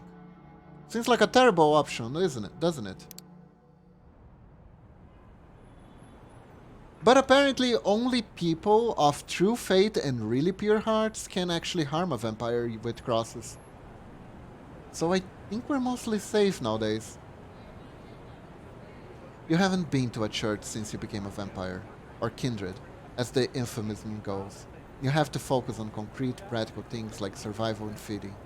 You learn the essentials of vampire experience, but you don't really have a clear idea of what it all means. The Cathedral of St. John's the Divine and is a New York landmark. You've been inside once before you were much younger. You marveled at its Gothic facade. Looking at it now from across the street, it feels ominous. The prospect of an anonymous invitation to a secret meeting is a worrying one, but the venue is well chosen. It is hard to imagine a violent attack in a place like this with eyes everywhere. You enter the cathedral discreetly. You quickly learn this is an essential skill for a vampire, how to move without anyone noticing you. The full force of the cathedral's architecture hits you as you walk between the pews. If the architecture meant to create the feeling of being small in the face of God's glory, mission accomplished. The architect did, actually. The architect did. Based on the notes, you're assuming that whoever you're meeting is somewhere in the front. As you step closer to the high altar, it feels as if something is dragging you at your feet, as if the stone beneath you resisted your movement.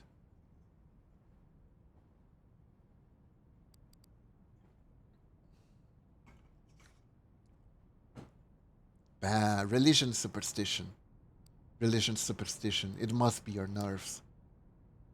As you try to shake the feelings of crushing foreboding, it occurs to you that vampires are a superstition too. There's an old man sitting in the front. You see only the back of his head, bowed down in silent prayer. Your footsteps echo on the floor, and he turns to look at you. You can't take your eyes off him. He's tall, dignified, white hair balding, a few strands escaping to the side. He's wearing glasses and simple clerical clothing. And he's a silver fox. How wowza! Silver fox. His eyes are warm and pale, too kind for someone like you. Something's wrong. You feel heavy, as if a giant hand was pressing you down. The skin on your face is burning. Perhaps unconsciously, you expect something like this, as a vampire walking to a cathedral. Only it's not the building or God making you feel like you're burning alive. It is the man, the priest. Oh no! Pure-hearted priest alert! Welcome, my child! The priest's tone is kind, but the rising panic inside is telling you that kindness is not for the likes of you. I don't think I can.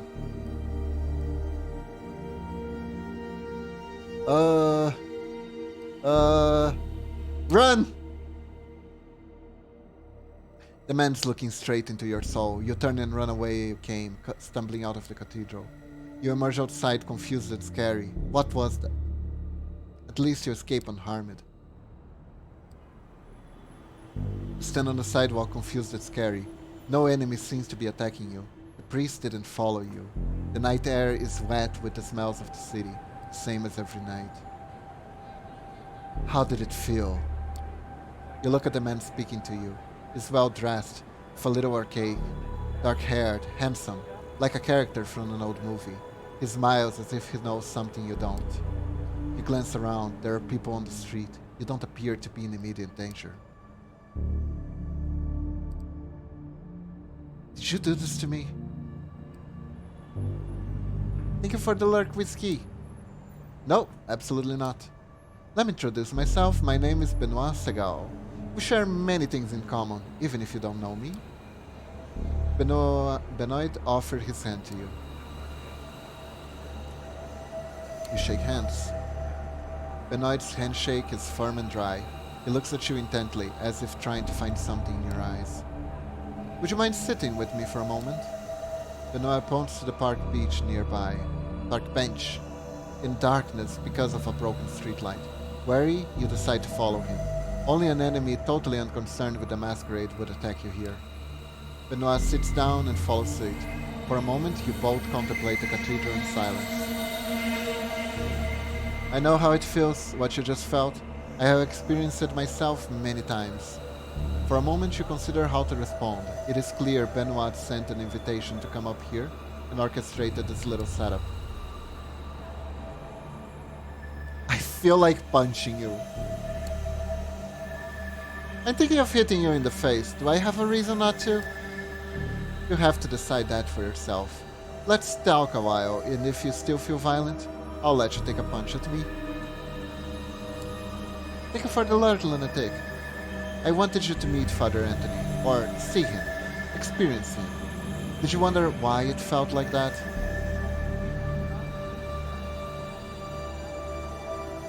Is it a supernatural power? Was it some kind of supernatural power? No, no, not at all. I don't think so. It is his fate that make you feel that. His faith in his belief, while you are the one of the damned. Do you ever wonder what the role of a vampire is in God's creation? You stop to think.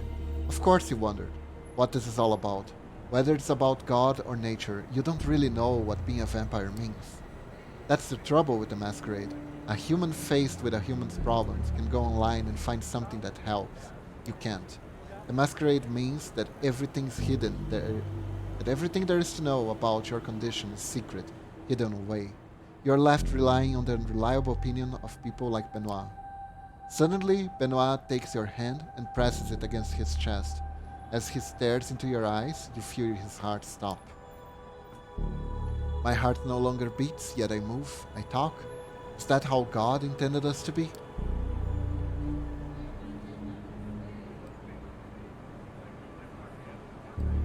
No, can't be.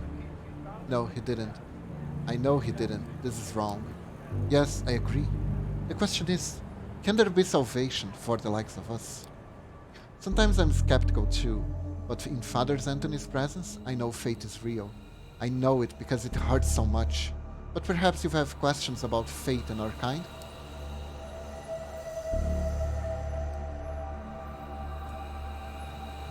How do you know any of these stories are true? I don't. How could I know? This is what fate is. You have to believe something. Good and evil, right and wrong, love and hate. I believe we are damned. I also believe that there is always hope, Grace. Grace. Father Anthony's fate showed me the way. It is so easy for us to lose ourselves in the mores of occult speculation. Some of our kind revere Cain, others Lilith. Many in the Camarilla place their faith in the invisible guidance of the Methuselahs, who are supposed to watch over us. Yet I wonder how much of that really matters when compared to the character of a good man.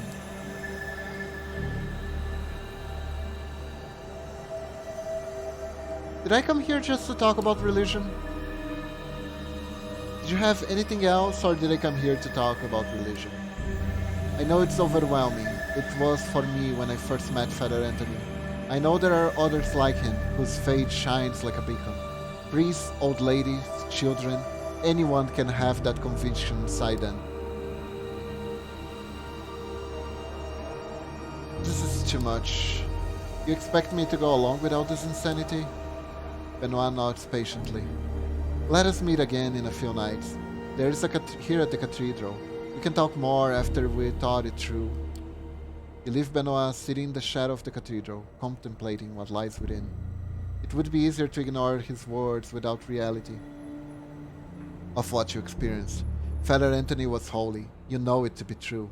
But what does that mean? The hunger calls to you. The city skyscrapers of our prison. Uh-oh. You need to take control of the lives instantly. Okay, this again. Feeding, that's the thing, passes by, looks more magic than the others than would right now. Expose itself.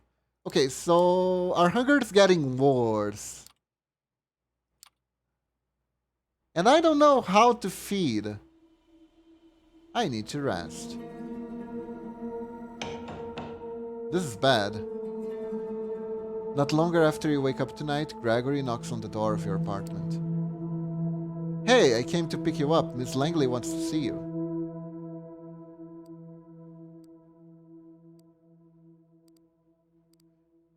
Do you know what she needs me for? Go to the hospital. I wish. I don't seem to be able to raid blood banks yet. I'm not in a position to ask. He smiles politely. Car's waiting. Shall we go? You wrestled with the same thoughts a few nights ago. Maybe we should just leave, disappear, let Sophie find somebody else to employ? But then you remember the anarch thug being cut down by Quadir and how close you were to the same fate, not even a week ago. That it might still happen if you step out of line. You follow suit. As with your previous visit here, Sophie seems not entirely present when you enter. Her eyes are locked onto one of the paintings in the room. You're pretty sure it was here earlier, but she's behaving as if she's seeing it for the first time in her life, entirely entranced. Gregory clears his throat. Sophie turns to both of you, a bit of an irritation in her countenance that soon gives way to a pleasant, warm smile. Oh, you're here. Excellent. Thank you, Gregory. Her driver leaves and she turns her attention to you. I hope you had quite a good few nights and made some new acquaintances, but I have to say, I'm happy to see you, Beebs. Thank you for coming.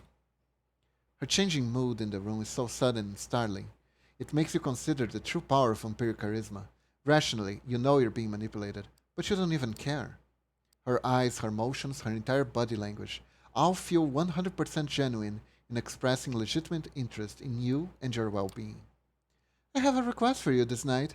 I need you to find somebody for me and make a delivery. She points to the statue on the side of the room. You notice a plain-looking flash drive lying on the edge, where the inanimate archer's arrow touches the pedestal. The man you're looking for will call himself Kaiser. He has eyes and ears all over New York, and it's rare for something to happen here without his knowledge. Oh, okay. I'll need you to take this flash drive and bring it to him. In exchange, he will give you an address, which I need you to know as soon as possible. You're about to ask what's on the drive, but Sophie proves to be one step ahead of you. Oh, don't worry about the contents. They are encrypted, but a precaution for it if the data fails into the wrong hands. But it won't, correct? She gives you a smile just a handful of nights ago would have made you feel like melting. Oh, and babes, Kaiser is a Nosferatu, that twisted, deformed lineage of the kindred. He is old, and his age has made him even more paranoid of others of his clan tend to be, than others of this clan tend to be. He holds many havens and changes them often. From what I've gathered, he or one of his servants should be found at the park on Coney Island tonight. You have to identify them somehow. I'm told Kaiser has spent many of his nights in these past few years being driven around the city in a black limo. Maybe keep an eye out for it. That smile again, but much shorter. Anything more on Kaiser? Coney Island, I want a corn dog. Yes! I only heard of Coney Island. Actually, I think there were some Coney Island refuge parks back in the day going around where I live. They definitely had Coney Island logo on them, but I'm not sure if they were real. Anyways. Anything more you can tell me about Kaiser? He's been here a long time, about as long as I have. He got into lots of trouble for exchanging information with both the Anarchs and the Camarilla in the past, but ultimately got off scot-free. Kaiser's web of information proved to be strong enough to shield him from the consequences of playing both sides. Some say that's the best proof of his ability. In any case, be careful when talking to him. He's very particular about everyone's etiquette except his own. Good night, and good luck. She flashes one last smile at you and turns back to the painting, clearly done with the conversation. You pocket the flash drive and head out towards Coney Island. It takes you better part of an hour to reach the lights and sounds of Coney Island amusement park from the city. The drive is almost pleasant this time of the night. Thank God for Belt Parkway. There are plenty of people here tonight, but nobody who stands out as a traveling purveyor of secrets. Then again, if they did stand out, it would be kind of pointless, right? Nothing to do but figure out the right approach. Search for signs of Kaiser. There are plenty of nooks and crannies to investigate around here, but if Kaiser frequents the area, there has to be some kind of clue to grab onto, right? Got a corn dog. Only if the corn dog bleeds. That's the only way I can eat it. If you spend a good hour snooping around, eyes peeled for the black limo Sophie mentioned, or any side of the Nosferatu, or any vampire, has their haven around these parts. Zilch. Annoyed, you turn back toward the lights of the amusement park, only to find a man standing in your way. Wearing an oversized jacket, he had the air of a junkie or a dealer about him. Who knows what he's got in those pockets? You lost.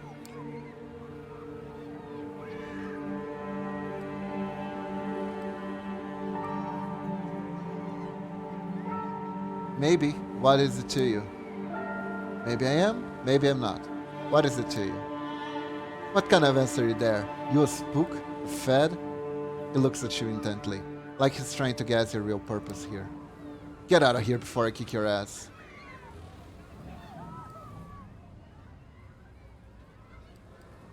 I'm just looking for a guy. Chill, I'm just looking for a guy. Drives around in a black limo, stops here sometimes, rings any bells. No idea what you're yapping about. He's a terrible liar, clearly full of shit.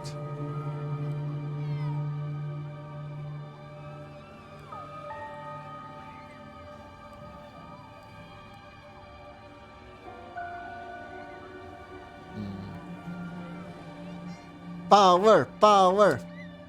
Give me your phone and go for a swim in the bay. It's a hunch. You give a simple order, and the man can do little to resist. He produces his phone. It's a fancy model. It doesn't look like anything readily available on the market. Hands it to you, turns away and starts walking. The phone's locked, but recent smudge on the screen gives you a rough idea of what the combination might be. You get it right on the second try.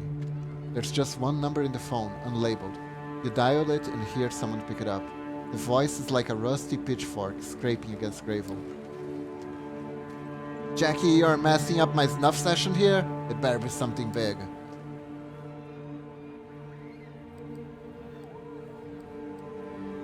I have something for you from Sophie. Care to pick it up? Silence, not even a sound. The call ends. You try calling again, but the number is blocked. Nothing to do but waiting to see if he shows up. Not 15 minutes pass before the black limo stops near where you're waiting. One door opens in invitation. The inside of the limo used to be a luxury lounge, the kind with a stripper pole and a bar full of alcohol, but it currently has none of that. Instead, there are monitors and consoles. There are dozens of displays, each one showing something different.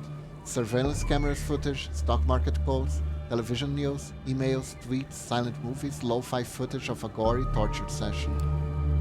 You wonder if the limo's owner can focus on anything while surrounded by all this visual noise, and then realize there's nobody there, or is there. A man blinks into existence, on a leather-covered couch, attempting to maintain something of an approach that approximates a regal presence.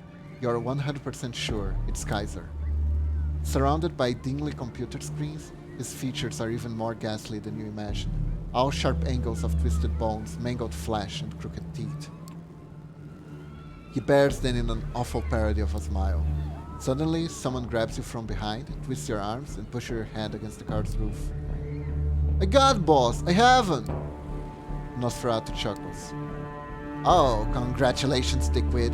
You'd have done that before you gave away the fucking phone. Let's just let it go already. But you're going to make me repeat myself, you thick motherfucker. He lets go. His ass claps. His ass cheeks claps. You take a look at him. The man is confused and soaking wet. He flashes you an angry stare, but obeys his boss' orders to the letter. What are you waiting for? Formal invitation? Get in the car. We have some talking to do. The doors close behind you. So, Langley, huh? Guess you got something for me then? You reluctantly pull out the flash drive from pocket and slowly pass it to Kaiser. He plugs it into a USB port onto the armchair and displays the data on one of the screens that happens to be turned away from you. It takes him about a minute to access the data. Who do you people think I am? I saw this footage a week ago. He removes the flash drive and throws it back at you in disgust. Tell Sophie the deal's off. She wants her address. She can give me something else.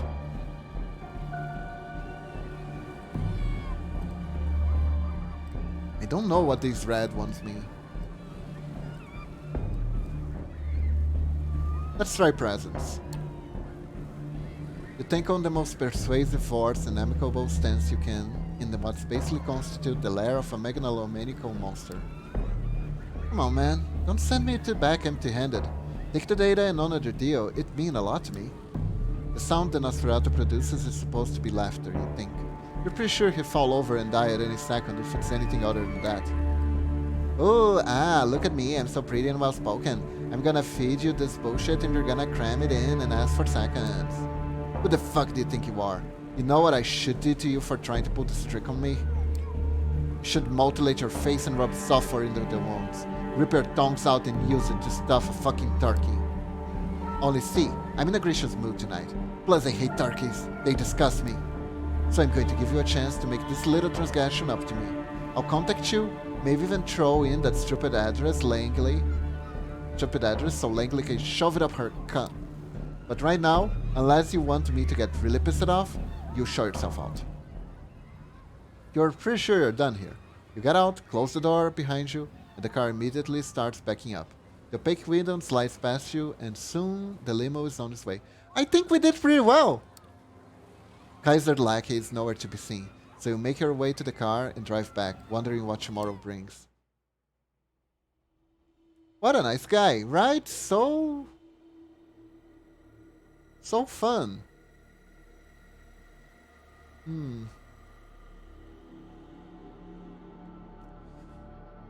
I need feeding opportunities. There are no feeding opportunities. I mean, there was the guy, but that would fuck everything up. Damn, I wanted to kill Jackie for those claps, right? I'm pretty sure it's very rude to feed on another vampire servant.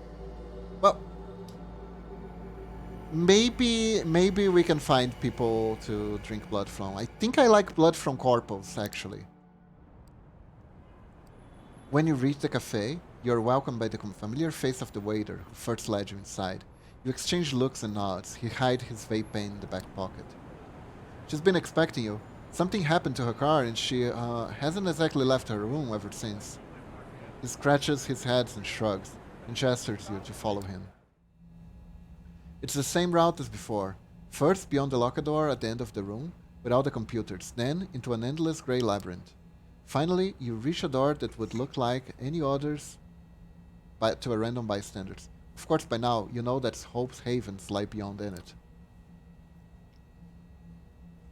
The waiter bids you adieu with an exaggerated bow and starts walking back to the cafe. You enter the familiar room. This time, the lights are on inside. Hope's inside, walking around nervously, overseeing every screen in sight. When she spots you, she wastes no time to introductions. Kara Montgomery, what do you know of her?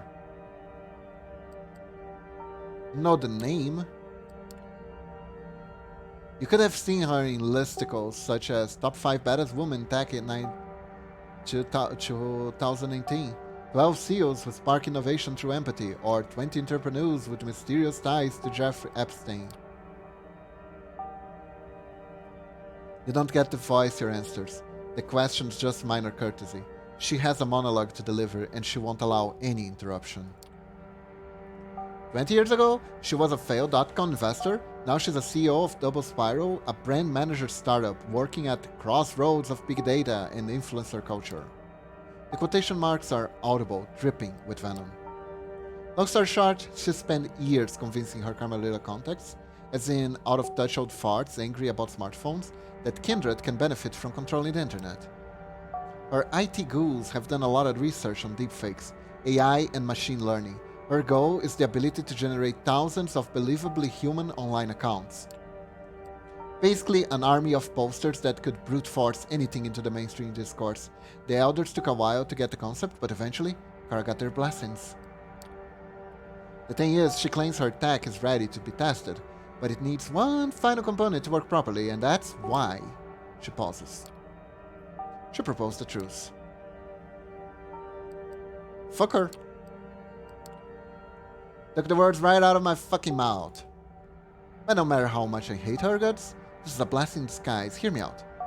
She picked a public place in Manhattan, in narrow grounds where she can meet without the fear of any other party, might do to something stupid and violate masquerade. She wants to just talk.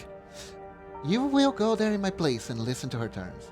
We won't accept them, of course, especially not after she just tried to kill us. You will steal her voice and walk away.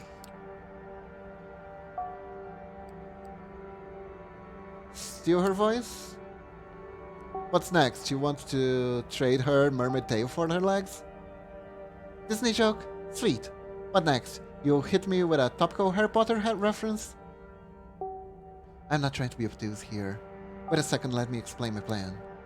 You see, there is only one way to even the odds.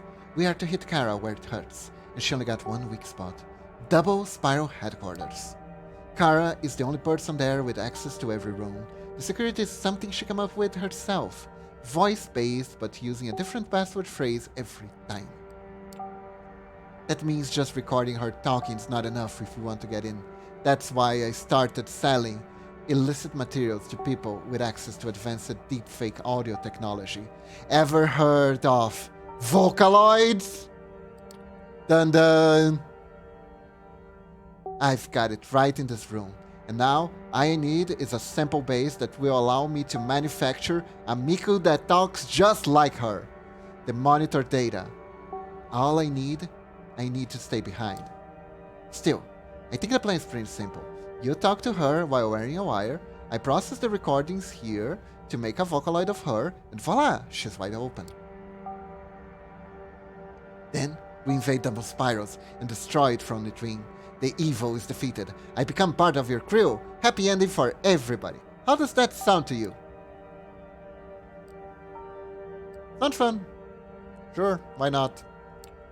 Everything I'm doing goes against logic, so why not? Happy to hear it. Hope shakes her head and claps her hands. When she speaks up, she sounds different. More spaced out, stuttering. Alright, let me fix you up with the hardware. She hands you a minuscule earpiece and starts attaching small decorative pins to your clothes, along with some masked wiring. It's a directional phone. I can clean up the audio later, but keep it pointed directly at Kara as much as possible, alright? You put on an earpiece she gave you. It fits snugly, deep inside your right ear. It's a earbud Raycon. Not sponsoring the string at all, so I won't sell myself out to them at all. I don't even have one because I think those things are really uncomfortable on your ears, like the... I don't know, I never had a earbud Raycon. Some people say they're comfortable, but I don't know. It would take a lot for me to try these out. Anyways, want you. What, are you practicing ballet now, Hope? The hardware works flawlessly, and the audio quality seems great. You give Hope an affirmative sign with your head. Beautiful. Kara designated the meeting place at the vessel. You heard about the place, right?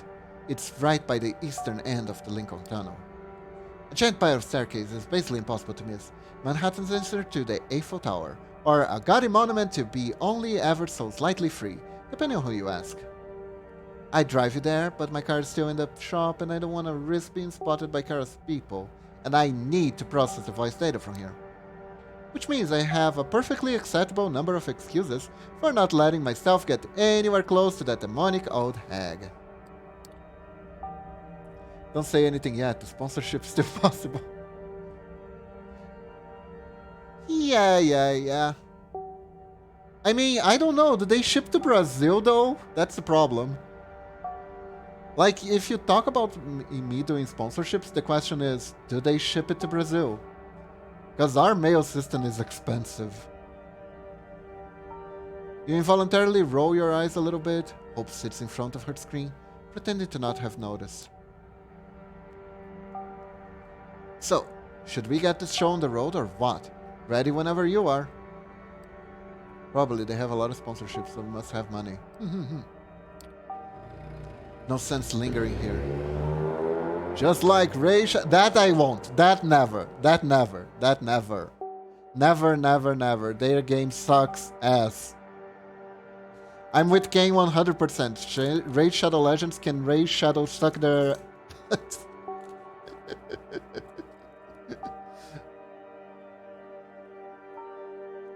Ah, Jesus Christ, anyways.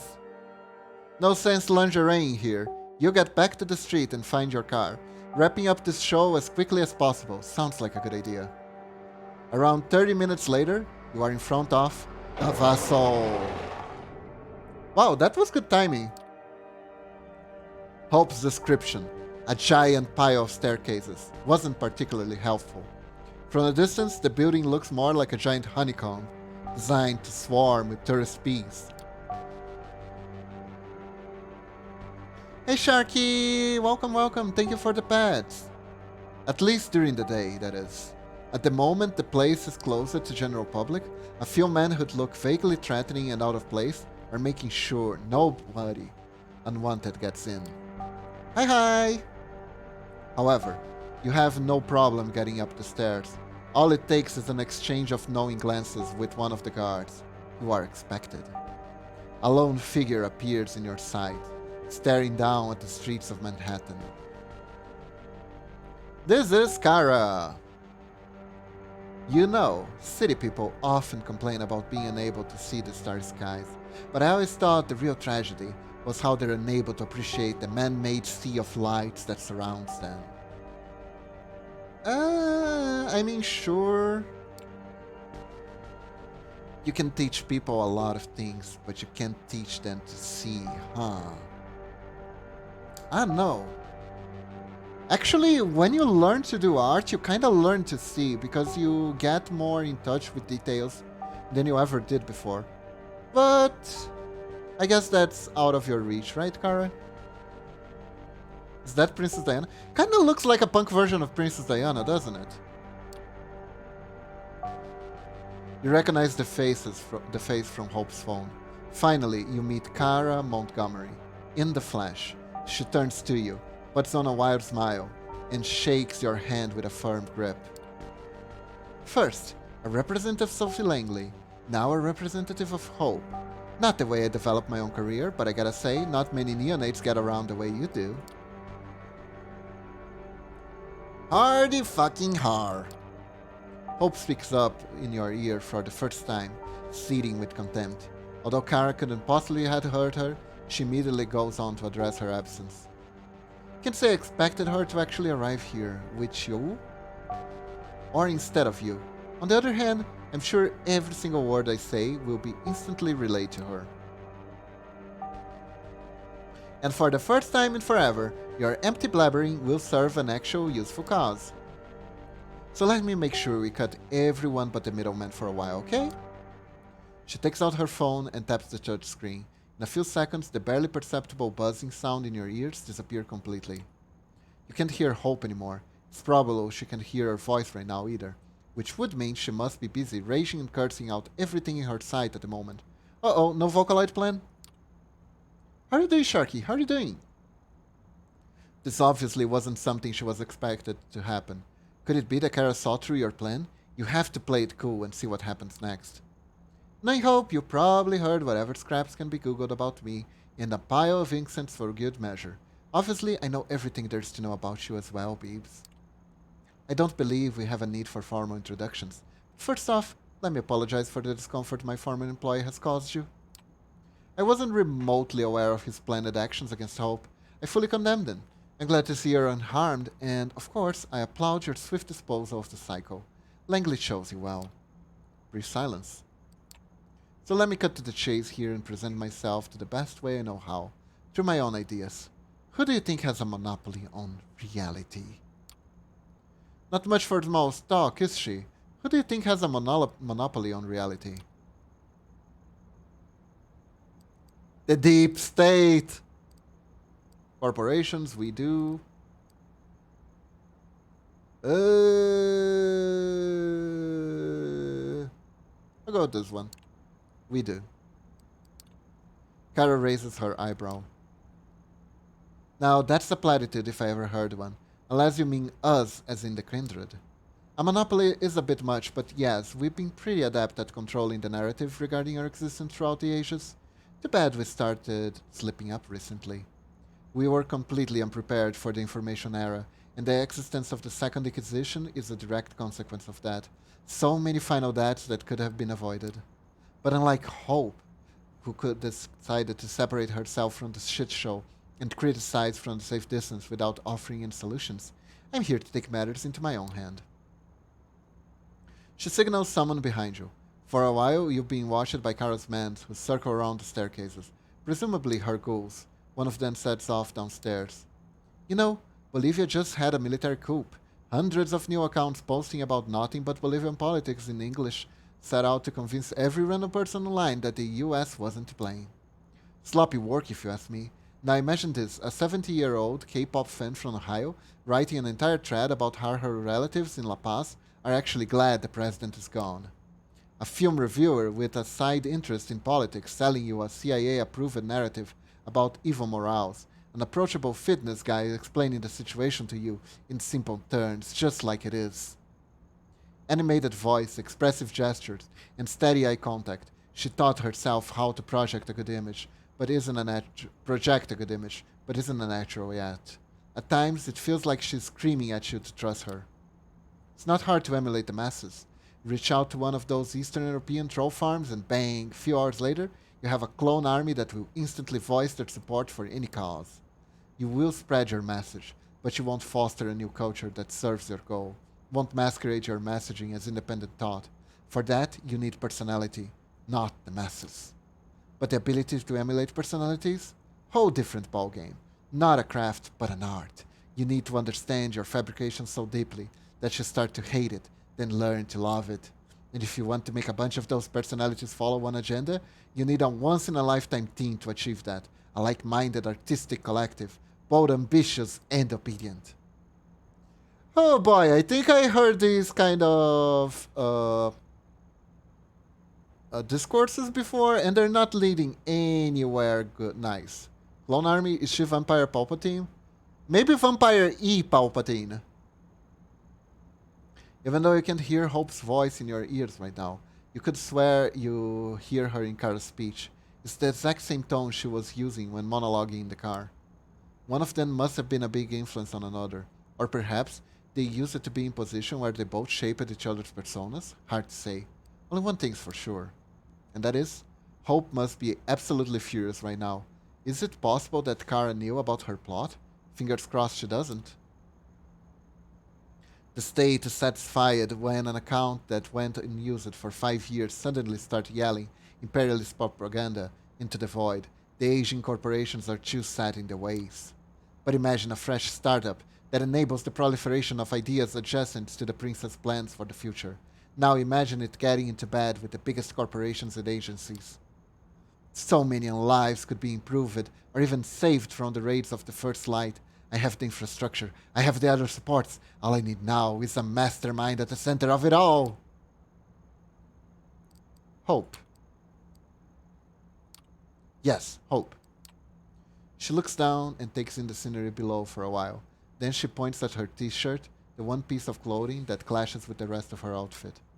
You know, I'm a huge fan of punk. The leading idea of my company, Double Spiral, is to make everything I do a little bit punk. I'm all about clashing ideas. I'm all about disruption. Is it punk to be a corporate? You blink a few times in quick succession. Oh god, you think to yourself. She's that kind of person. You saw a lot of them in your old life. Another deluded executive who think they're on a mission from higher powers, insufferable during meetings. Possibly did ayahuasca and can't shut up about it. Always desperate to come off of school. Is that the mushroom Norix talked about? You collect yourself and escape from memory lane. Kara started talking about Hope, so you better listen. You need money if it's a vampire, apparently. Not really, they're trying to control information, actually. To me, Hope is as punk as it gets. A free spirit, fiercely independent, an eternal contrarian at odds with everything and everyone, developing her talents just because she finds it joyful. But god, does this girl needs guidance? No putting her talents to better use, rotting away, posting inane bullshit all the time? What a waste. I have built an environment specifically to develop her talents and let her become indispensable to our society, but she rejects it because of some idiotic hang-ups. I don't expect you to change your mind about me just because I kept yapping and yapping. I just hope you keep my perspective in mind and serve as the voice of reason Hope really needs right now. She's Malkavian, there's no voice of reason. Now that I've had my say, how about we put our girl back on? She taps on her phone again. A quiet buzz reappears in your right ear. You're bluffing. It's a better safe than sorry kind of thing, isn't it? There's no one listening in. Maybe you're right. Maybe not. VPN samurai! I don't know why this is funny. She's 100 years too early to even think of accessing my comms. She's bullshitting you. Don't sell her anything but bullshit in return. Look who's back. Don't worry, she should have heard everything. I just wanted to spare you annoying commentary track while I introduce myself. Excuse me for a second. One of Kara's guards approaches to show her something on his phone. Hopes uses the distraction to get you up to speed with how things are on her side. Yeah, for a second there I was about to rage at that hag. Has gotten the better of us, but hey, I got to figure. Go figure, she just wanted to take a piss in my Cheerios. The plan worked. I have a lot of data from her monologuing and some private sources, but the more we gather, the better. The display here says some K letters could be useful. So, don't beat yourself up about your fail. You get her to repeat something in K in it that might improve our deepfake voice. Looks like Kara's done talking to the guards. Sorry about that. Looks like I got to attend a sudden meeting with a Google representative shortly. Hope snorts. No bragging though! By the way, does anyone but Hope knows about this little reservoir? Your patron? Any other companion? Or maybe the Nosferatu?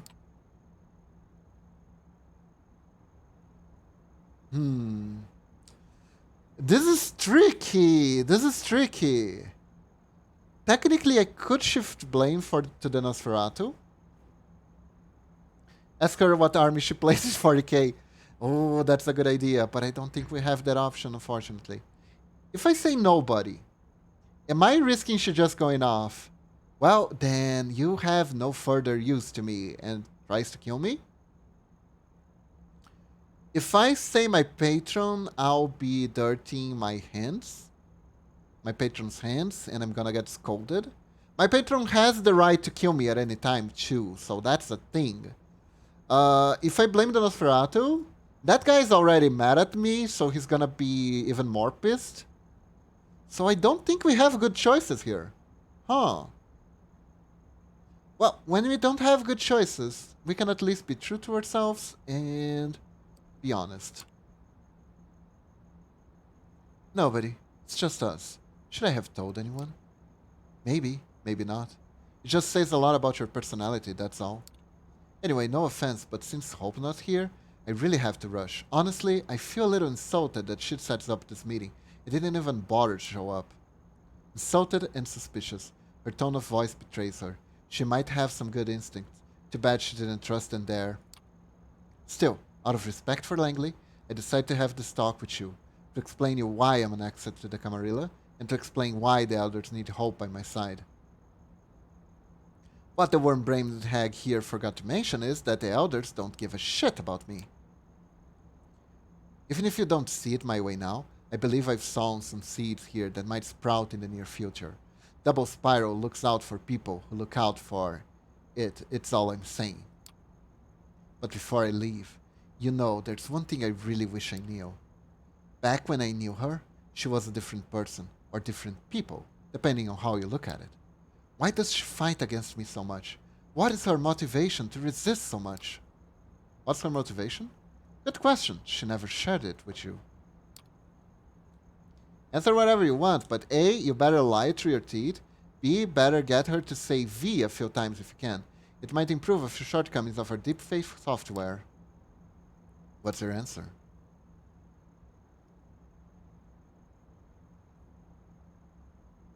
Maybe if I say payback, I can make her say vengeance a few times. Let's see if this works. Something like payback, I don't exactly remember the phrasing though. Kara frowns. Getting even? Revenge? Vengeance? Vendetta? Vindication? Kara, you're too easy to me. Thank you so much. You're so easy, girl. You're so freaking easy. You're so easy. Thank you. Thank you, thank you. Head pats, thank you. Thank you so much. Are you into alliterations, girl?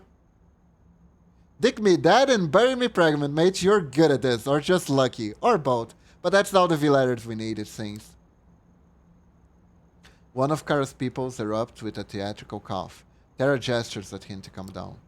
I really need to go now. See you around, Beebs.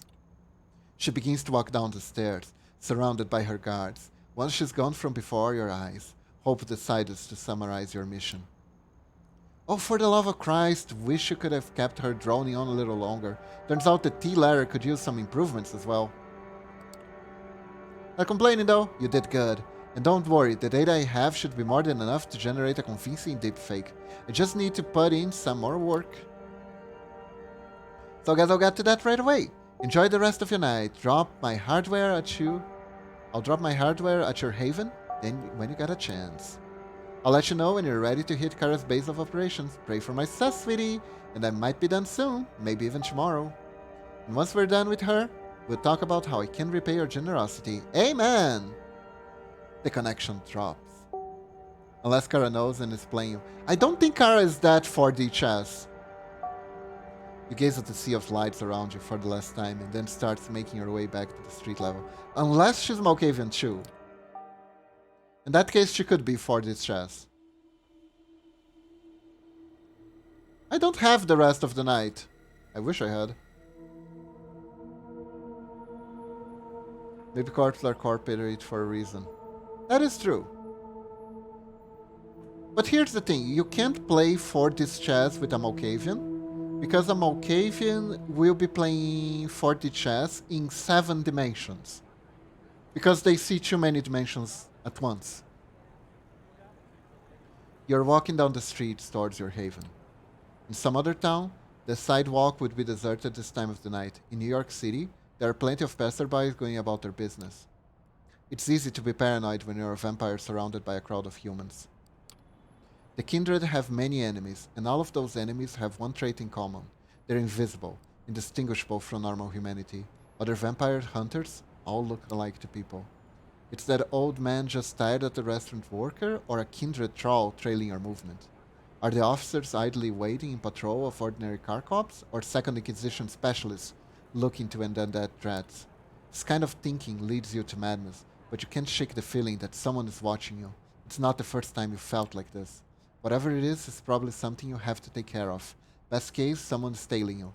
Worst case, you'll be attacked and killed. Unfortunately, being undead has its limitations.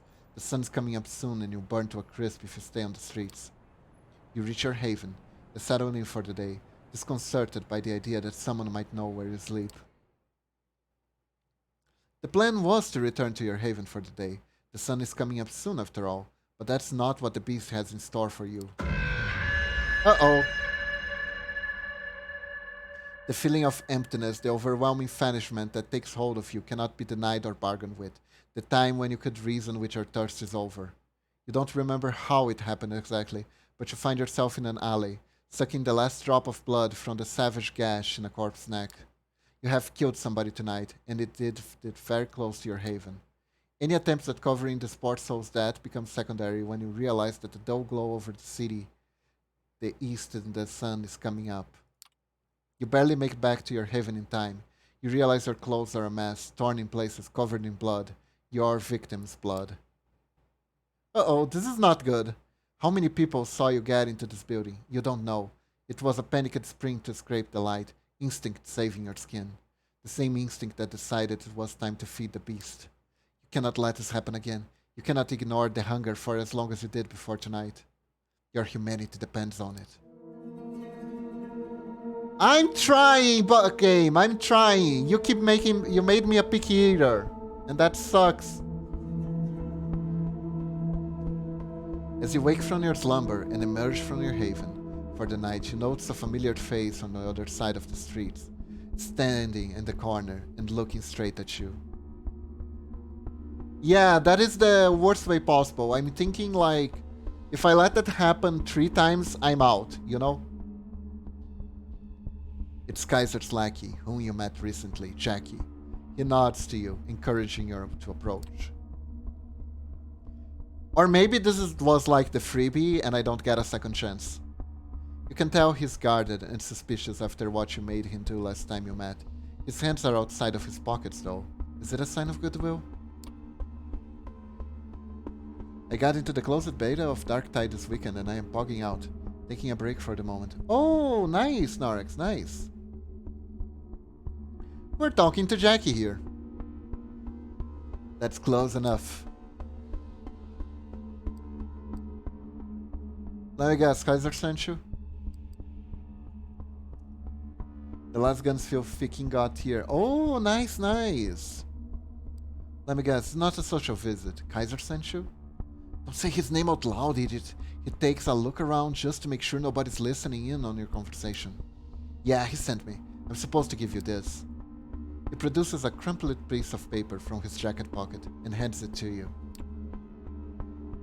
Read it, memorize it, then give it back here. It's a letter. The paper might just be a page ripped out of a spiral notebook, but the writing's out on it in exquisitely detailed and deliberate. It reads, "Time to square your debt with me. Go to the wine shop at 232 Mulberry Street and ask for the 1821 Special Reserve Donatello Negro Amaro." Okay. So I need to ask for the Teenage Mutant Ninja Turtles wine. Okay, got it. When they tell you that you don't have it, you say you are a fidel servitore della famiglia G. Those exact fucking words. And make sure you get the G right. You get a bottle. Just take it and leave by saying grazie. Don't ask how much it is or anything else. Just walk out. When you have it, come back to Jackie Boy here and let him know. You done? Memorize that shit and hand it over.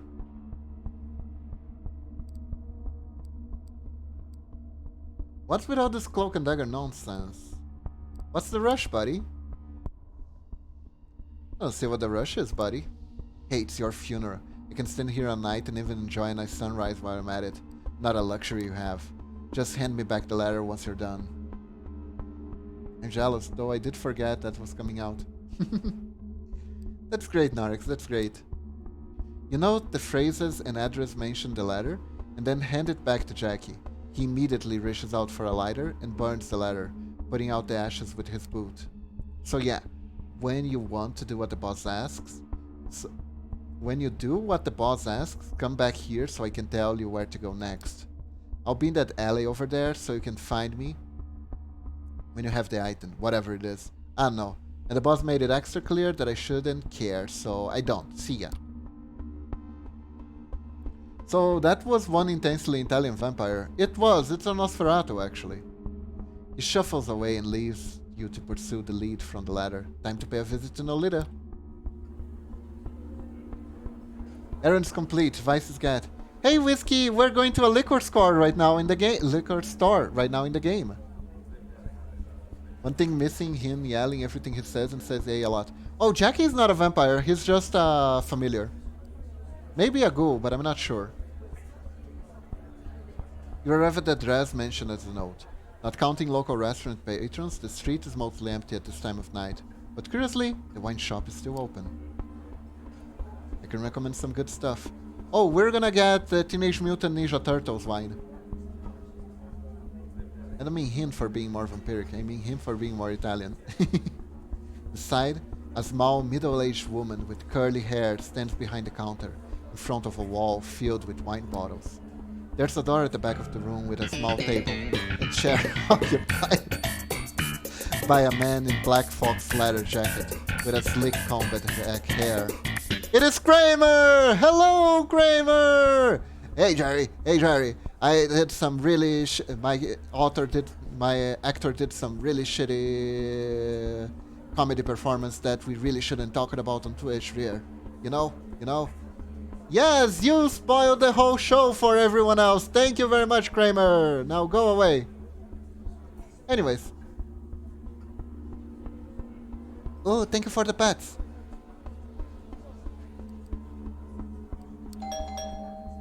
He's reading the newspaper, but pauses as a little bell rings when you open the door.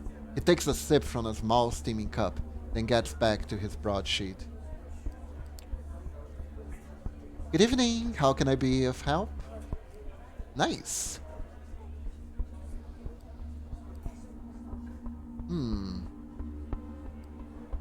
I have to be direct. Hey, I'm a walking here, made the hell out of my way. Forget about it. You know, I have Italian immigrants that's in my family tree, right? Direct. I would like a bottle of the 82-1 Special Reservale Donatello Negro Amaro, please. Let me check our stock. Italian wolves? That's okay, peeps. It's still off. You take Norix. Thank you very much.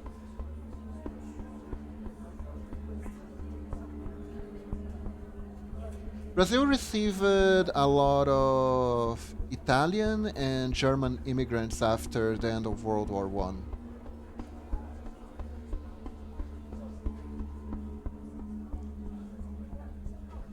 There is, I believe it was one.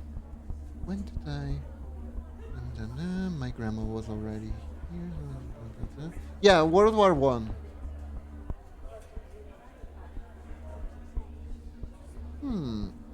When I say after, I don't mean immediately after. I think it was 90-30 something. I distinctly remember my great-grandmother evaded a bad mustache man coming into power by taking the quickest boat to Brazil.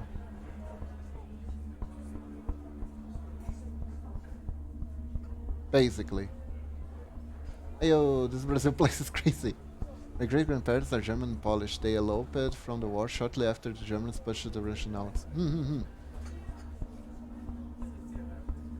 Yeah. So it was around that time.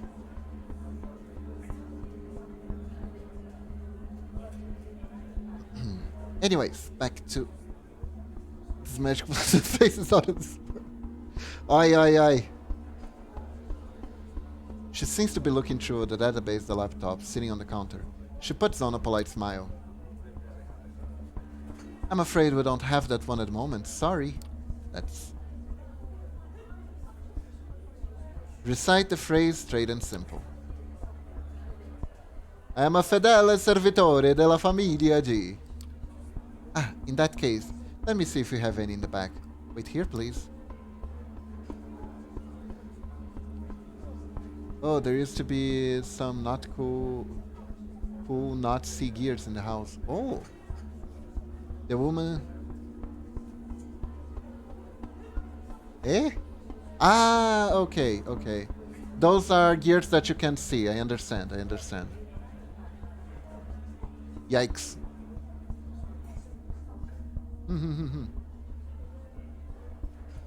The woman leaves the counter and goes through the door in the back. The man by the table puts down his newspaper and takes another sip of the cup, washing it down with a gulp of cold water from a nearby glass. He tries to hide it, but there's no doubt he's watching you. About a minute passes. Good thing wow of ninjas, otherwise we'd never know what to do about the spiders, am I right, Luigi? Stop!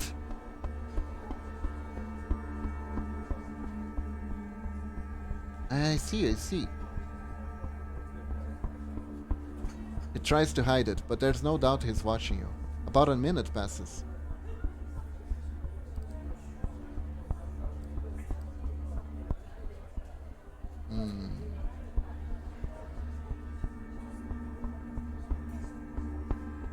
Remain silent and wait. You remind yourself of what Kaiser wrote in the letter and keep quiet, patiently awaiting for the woman to return from the back of the store.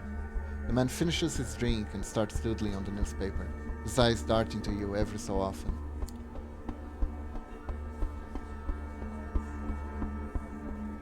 Yeah, I can imagine, Whiskey. I can imagine. The doors to the back of the store open, and the proprietor emerges with a small, unlabeled squat bottle of crimson liquid. She gives you an apologetic smile. Scusi, sorry for taking so long. Turns out we did have it. She offers you the bottle, and you reach out to grab it, but she retracts it. You do know what this is, don't you?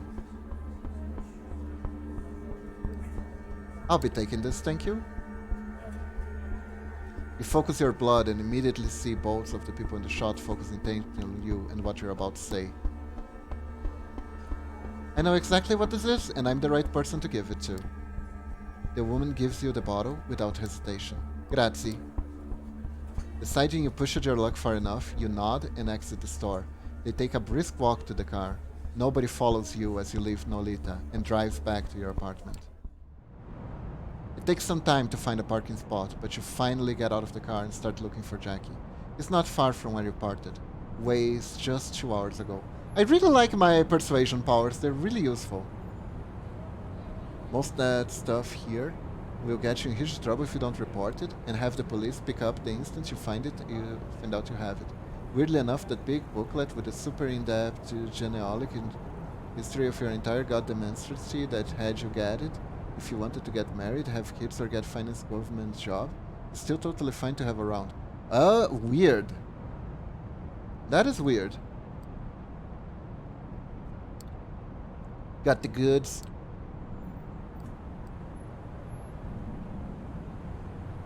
At any rate,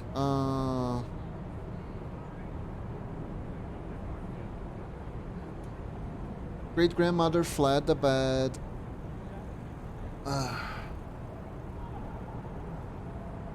The bad political situation, if you know what I mean.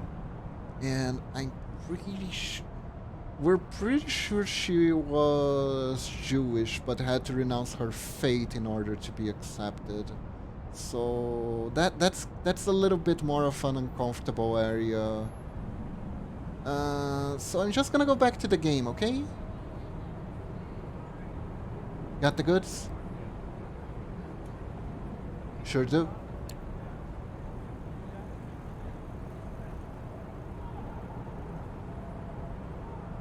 I sure do. Cool. Stand by. Gotta make the calls.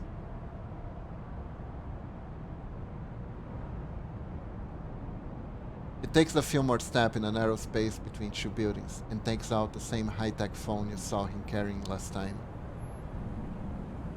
So this one time at band camp. Okay, now that wasn't even me. For once. Actually, what happened at band camp? Or is this a reference? It takes a few more steps into a narrow space between two buildings and takes out the same high-tech phone you saw him carrying last time. Hey boss, yeah, they have it. Where do I point them to? Yeah? I'll tell them to go there right away. He puts the phone back in his pocket and turns back to you. Willard's Point, half an hour, so you better step on it. See you around. With only a flippant salute, Jack starts walking down the street. You make your way back to the car and drive. You had to push the speed limit to make it on time, but you're here. Willard's Point is quite a change of scenery. The place is a post-industrial dump. The nearest station was... And you find George just hanging around there. Hello, George. How are you doing today, Jerry? Jerry, I had an awful idea on how to pick up women. Is that right, George? Yes, it is, Jerry. It's gonna be great. Just great. Okay, George, see ya. Wow, this is Silent Hill. Alright, let's see if we get Silent Hill 2 to work for this stream. I'm gonna guess you don't have a PS4? I think they released a collection for the PS4 that had, I think, 1, 2, and 3. But you need, of course, you need capture for that, capture card for that. I really love the... Yeah, but it's the HD collection. Oh, why? What they did wrong with that? Ah, I see, I see. Hmm. A lot. Really? Good thing I didn't buy it. They made it a skateboard, did they? Huh. Oh, boy, don't get me started. Okay, okay, okay. I see this is a lot to unpack. So, good to know, actually. Good to know. Good to know. Because Momochi likes Silent Hill, and she probably wants to play at some point. But I'll have to see if there are there's a better version out there for that than if she ever wants to. You stop the car once you realize that if you go any further down, the potholes will kill your chassis. You step out into one of those gashes in the asphalt, splashing in the ankle-deep water. Kaiser's limo is nowhere to be seen. In fact, this whole place is pretty much deserted. Only the apparent proprietor of a lonely bar, a middle-aged woman, is just locking the place up.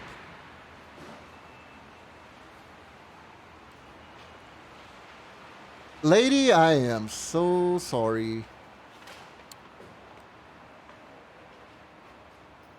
Have the original Xbox, but I don't capture card for that. Good thing for you, we could be but miss the just joke. So I found it on the internet. Ah, okay, okay. Elgato doesn't work? I guess not, right? This is the perfect an opportunity to not take advantage of. She's walking to her car, ready to call it a night when you sneak up on her. She's far too tired to resist your strong hold and the swift bite. Please? Please work? Are you trying to get me in trouble? I'm gonna ignore that joke then. You can taste the caffeine in her vein, smell the cheap cigarettes in her hair, the old cooking grease in her clothing. She passes out. You assault the closest note of a long day at work. You let her down gently and feel a pang of remorse. You pick up the car keys she dropped and place her in the driver's seat. She'll find an explanation for passing out like this for sure. The bright lights of the car pulling over down the road illuminate you as you close the door. It's a black limo. Kaiser's finally here, it would seem. Hey! I got it! I need to drink from coffee addicts!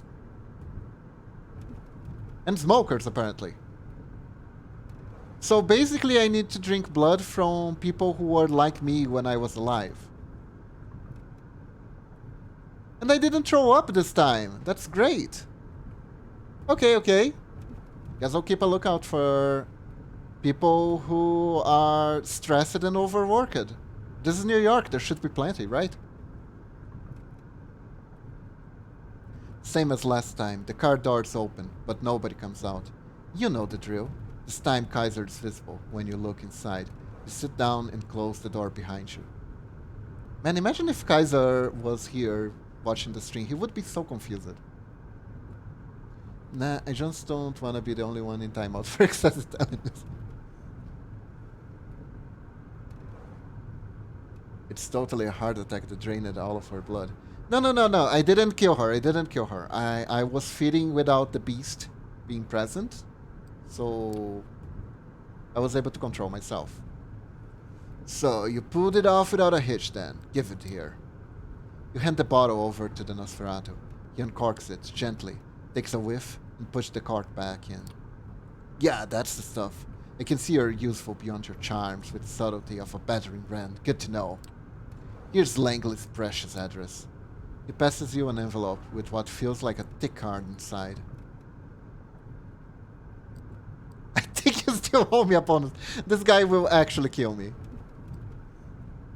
This guy will actually kill me. Plenty of ways for anemia to happen, like eating too much chipotle.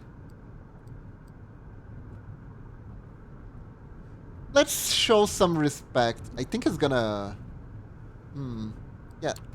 Thank you, Mr. Kaiser.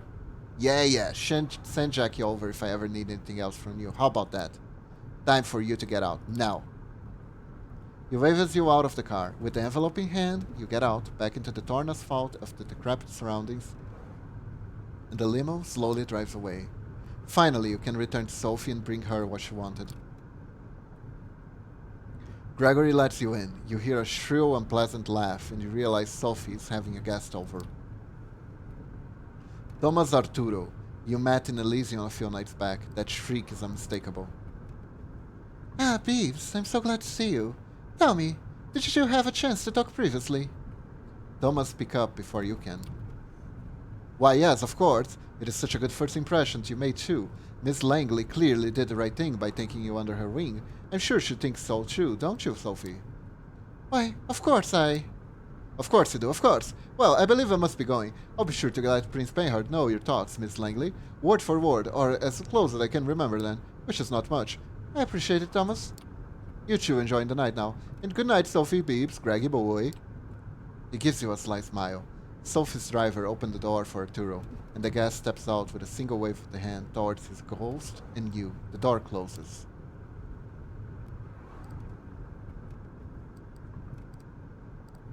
So, what's his deal?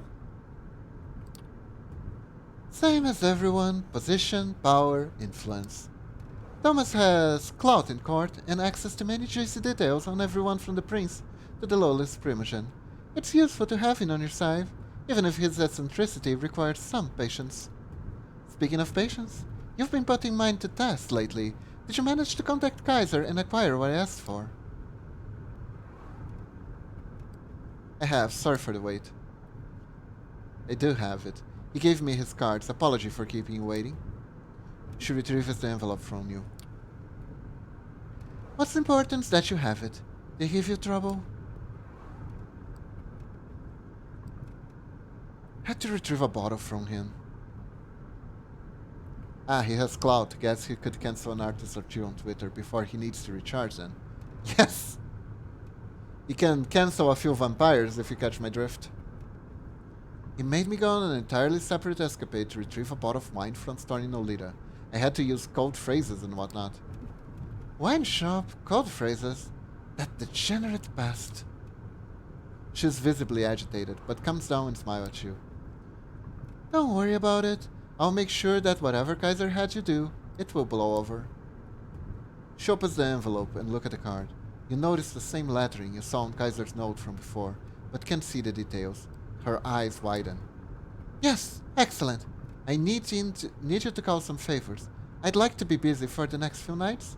You have my permission to show some initiative, my dear Charge. I will contact you soon.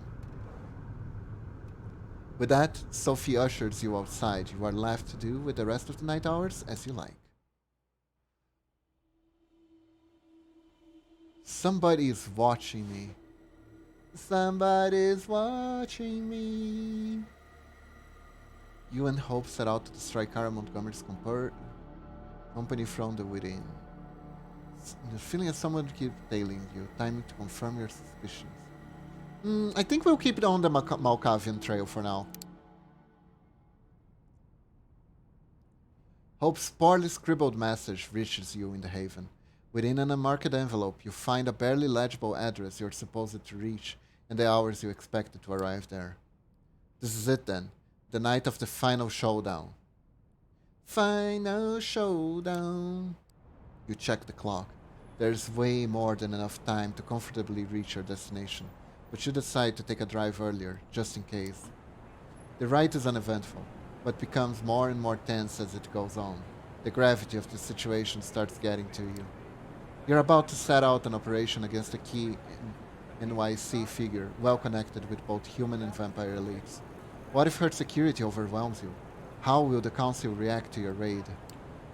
You can only trust that Hope has thought of it through. She doesn't seem like the type who'd attempt a suicide mission, which isn't something you typically say about a person who regularly inflicts violence on herself in front of a camera. When you arrive at your destination, you find yourself in front of a building with a double spiral logo on it. This must be the Montgomery headquarters then. You look around the streets and notice an obnoxiously lavender Mazda car parked nearby. Even though you've never seen it before, you might have an idea who it belongs to. You park your own car at a distance from the double spiral building and approach as the Mazda.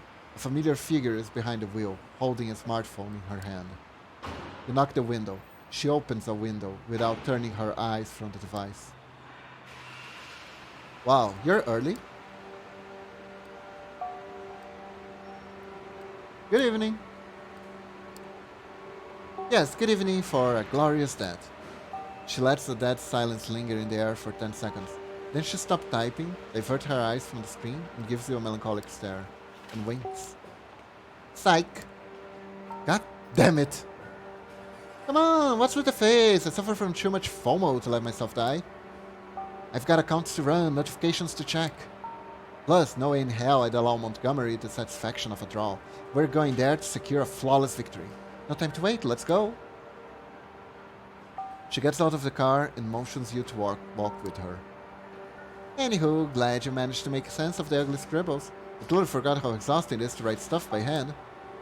Still, not exhausting as having to deliver messages personally to someone's door. Next time you meet Langley, ask her to get you a flip phone or something, okay? You reach the front of the building. We're about to burn this shithole down to the ground. What's the plan? Oh, I wouldn't mind to be let in on your plans this time. Oh great, the last thing I needed to hear. Here I am bleeding out in the puddle on the floor in some shitty apartment. The only guy who can help me is a rambling madman. Someone somewhere about fucking mocks. Yeah, I had to do some signatures recently, and writing physically is not fun. It really isn't it? Man, signing papers is a pain. Oh, Beebs, baby. One would think that by now you know I'm a need-to-know basis kind of gal. But luckily, there's not much of a plan to talk about. You've done all the hard work during your meeting with Kara. Paper, what is this dead technology? The kind that people still use in hospitals and such.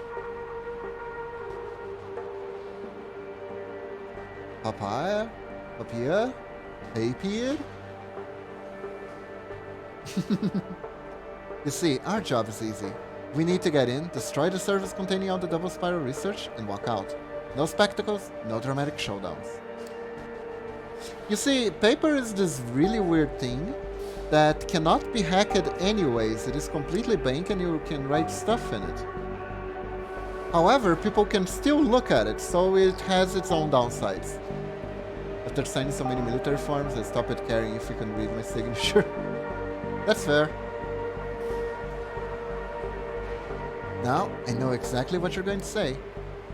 But wait, Hope! If this data is so priceless, shouldn't she have external backups? Is Kara a complete dunce? Excellent question, my neonate friend. The answer is yes, she is a dunce, but aside from her numerous negative qualities, she also has a positive one. She's totally paranoid. She used to be naive dumbass who wouldn't even cover up her laptop camera, but she lost trust in all external companies after a little cyber-espionage incident. She's obsessed with not uploading her precious data anywhere online. Now she only has one physical backup hidden deeper inside the headquarters. Nobody has an idea where it might be, but I do. Normally I'd never be able to reach the place. Double Spiral is like an underground base. The walls and doors are reinforced both against the living and the dead. But the answer to this problem is simple. We all need Kara to lend us her voice so she can override all the security measures and get the heart of the facility. Military only owns my soul, my John Hancock. On a form means very little. I mean, to be fair, I'd rather have a shitty trail of paper than a document. I have the 2014 NHS incident where some jackass read ransomware style on every single computer of the entire national healthcare system because one asshole couldn't be bothered to remember a password with more than 5 letters. Oh god. Yeah, that's bad. What do you say, Kara? We'll help out your girl out for old time's sake. Hope quickly writes something down in her phone. A few seconds later, a nearly perfect imitation of Carlos Montgomery's voices escapes her speaker and starts singing the Levan polka.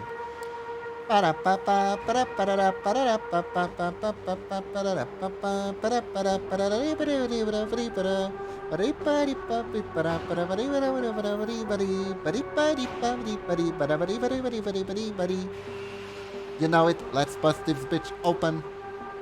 Wow, the sound quality is incredible, and the voice sounds only the tiniest bit off. Whatever she paid for that tag, it was worth it. Password? The password's password? 12345? What kind of password submitted would put on his luggage? James, change my luggage password. I still remember that one. Medical records, can't access them. Surgical equipment, can't operate lightning surgical theaters, can operate little machine, can operate in nothing working in much. But Jesus Christ. Is that a code meant reference? I don't know, that joke has been around a few times. Truthfully. I've seen that joke somewhere, I don't remember where, but I've seen it. It's such a good joke, I really love it.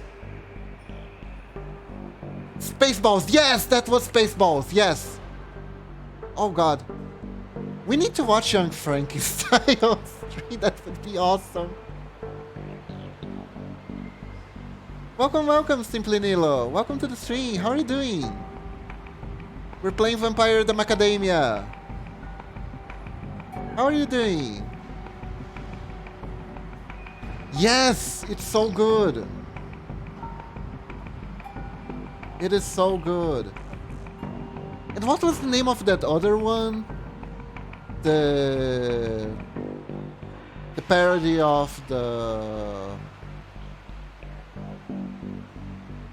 putting on the Ritz. Oh god, World History was so fun too. What was the other name? I don't remember. Ah! Blazing Saddles I never saw. I actually never saw Blazing Saddles. I missed it.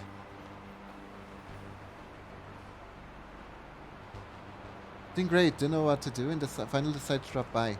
Nice, nice, nice. Welcome to the stream. I'm doing good, I'm doing good. We are about to go under a deep covered op operation. I said operation twice, didn't I? Anyways, we're gonna invade some crazy vampire corpo's headquarters with this crazy vampire that's not a corpo over here. And we're gonna do some hacking so Vampire World Order doesn't gain too much power.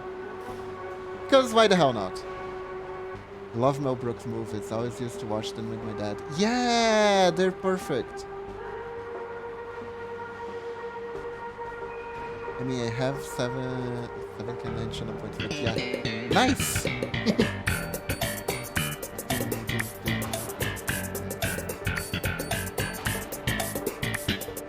Oh, then you've been lurking for a while on my channel, huh? That's great. Favors to collect and 12. Also, she has multiple personalities that are all handle names. Besides, Scar is a goddamn snake and everybody knows it. No important player will miss her influence. They were only tolerating her in case she hit big with her tech.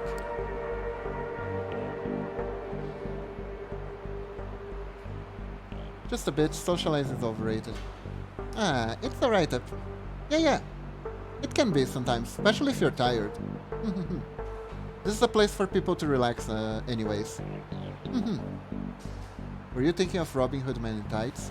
No, it's the Alfred Hitchcock parody one. I think it was called Paranoia or something. I don't remember the exact name.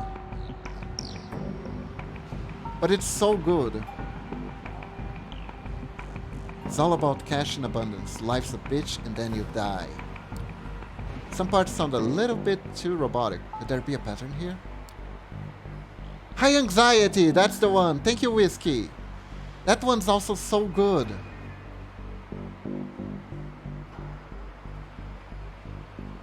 Fuck, I need to rewatch that. Like the guy gets killed by listening to the Beatles in full blast sound, and it makes no fucking sense because it's such a soft and calm music, but that's what makes it funny. Too bad she won't ever get the chance to succeed. So without further ado, shall we? Well, we made Hope wait long enough. Let's advance the game a little bit. Hope starts marching toward the revolving door. You close your eyes, make an effort to sharpen your senses, and follow the Macavian into the lobby of the doubled spiral building. There's a sole security guard at the entrance. He raises his voice to ask about your business, but it's stopped short by Hope's commanding voice. No need, we're expected. Manipulative snakes. The man looks lost and disoriented for a moment. Then the gears in his head slowly begin to turn, and he nods his head, silently opening the gate leading to the elevators. Anyway, that's enough socializing for me. Back to lurking. Your lurk is much appreciated, Simply Nilo. Thank you.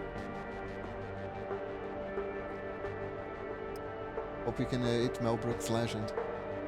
I've been doing horror movies night for my Discord. I should do a comedy night. Comedy night is fun! Comedy night is fun.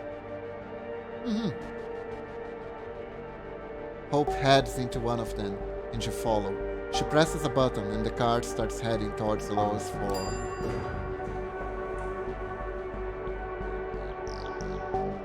Hope can wait. Mel Brooks, a legend, is still alive at 96. That is true! Oh, wow, he's pretty old by now. I hope he's okay. Like, so many good movies that I got to share with my parents were made by him. Like Precious Family Memories. Welcome to Karas Montgomery's Deadly Dungeons, Beebs. What appears before your eyes are dimly lit corridors of an IT office, empty and silent. The air is stiff and dusty, and there's a sharp, rotten stench in the air that you are unable to identify.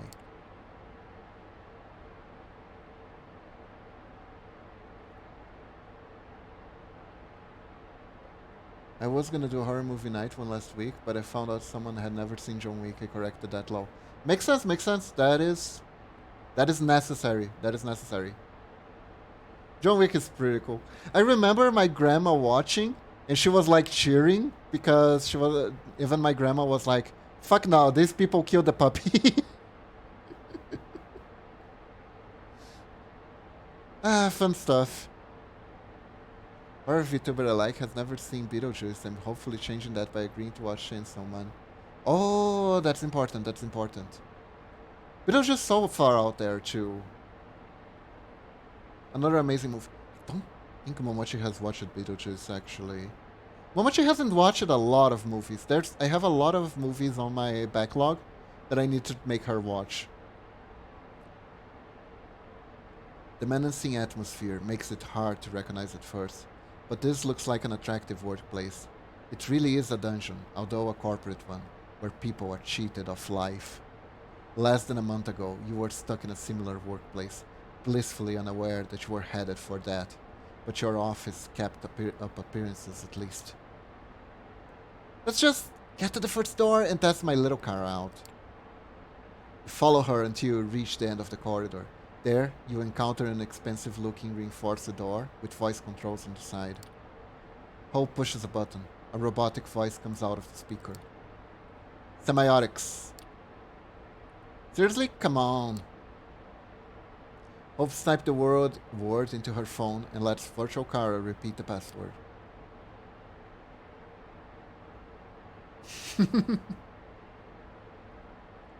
But Norex! How can you say Phantom Menace is bad? It has everything. It has merchant agreements and trade, intrigue, and robots. Wow. Wow. Wow. Anyways.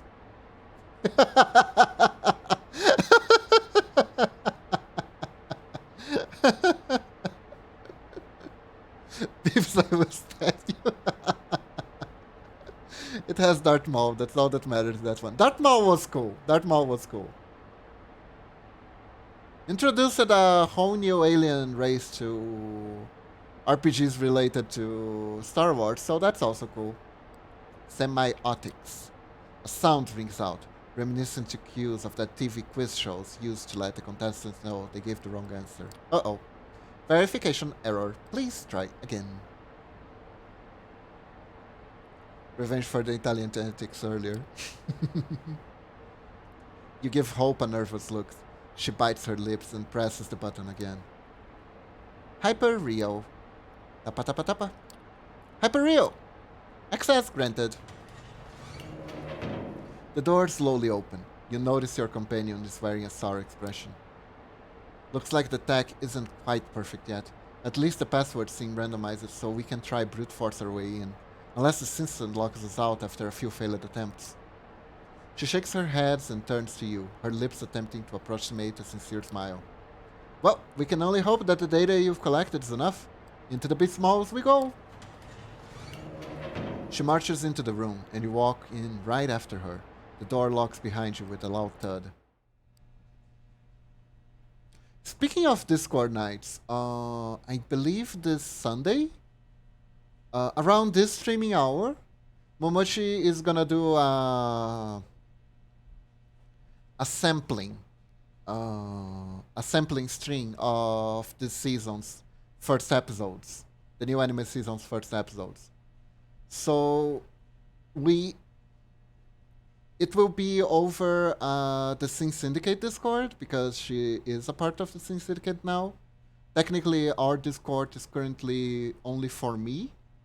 It's just, and you guys should check out the Sin Syndicate Discord too for stuff related to her if you want. It's a wide open office. It would be as murky as the corridor. Just as you left it, it wasn't a row of monitors illuminating the space. A shadowy figure stares at every screen in the room. Kara's voice plays from the Hope speaker. Behold, this is where the magic happens. A family of driven folks hungry for success, always taking the bull by the horns, building a high-performance culture. Together.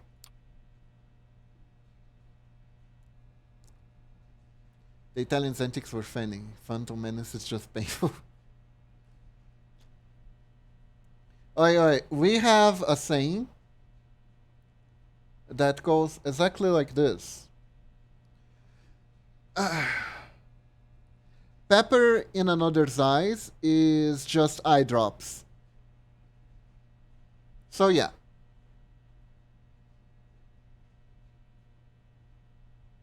None of the figures raise their heads. They're too busy programming, organizing spreadsheets, and typing in endless strings of text.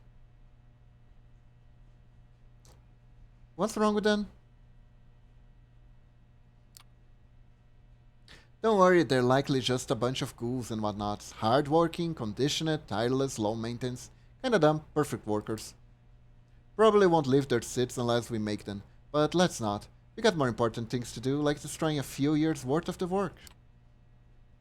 The figures won't stop pounding away on their keyboards. In fact, they don't react to her words at all. Alright, so do we go straight to the server's room? Or do you want to check one of the side rooms first? Without context, that just sounds like a real shitty nurse. I mean, yeah. Your cow. I prefer to wrap things up here as fast as possible. But hey, Lil Kara's here with us thanks to the data you've gathered. You betcha. If you think you can use her voice for something useful, hey, feel free to do so. You look around and think how to respond. Well, there's this door over here. Actually, let's try this door. You approach a door with a huge sign saying staff only. Next to it, you spot a familiar voice controls. Hope nods at you and pushes the button. Vaudeville. Hope taps the screen on her phone a few times and put the speaker next to the door's microphone. Vaudeville, good thing we got the V's, right? Access granted. The door opens, revealing a small room resembling a laboratory. In the middle, there's a handsome blonde man, strapped to a chair, wearing a VR headset. He looks knocked out cold. I have several lewd jokes that I could make, but I'm not gonna make any of them, okay? So moving on. That's some creep-ass rich people shit. He's playing Waifu Simulator. Oh god, I made one. Good job, Wicked, good job. The sigh is creepy as hell, like something straight out of Clockwork Orange. There's a single button on the man's chair. You click it. His head slowly tilts so that the necks become easily accessible, revealing a slightly swollen artery. Bloody red for consumption. You give it a shot. It only takes a bite to realize that you won't get to lick your thirst with this vessel. His blood is horrible, and you spit it out on the floor. Hope notices your disgust and smirks. Not that I want to stop you from enjoying the fruits of your labor, comrade, but are you done here? You nod. You follow Hope to the room, and then out of the open space and into the next passageway. Yep, that guy won't do. I need tobacco and... what was the other thing? Yeah, caffeine in the... mix it to the blood in order for me to drink it. Another depressing corridor, reeking of who knows what. You expect Hope to walk to the very end again, but this time she stops halfway and starts mumbling under her breath. Steal his phone. Seize the means of seduction.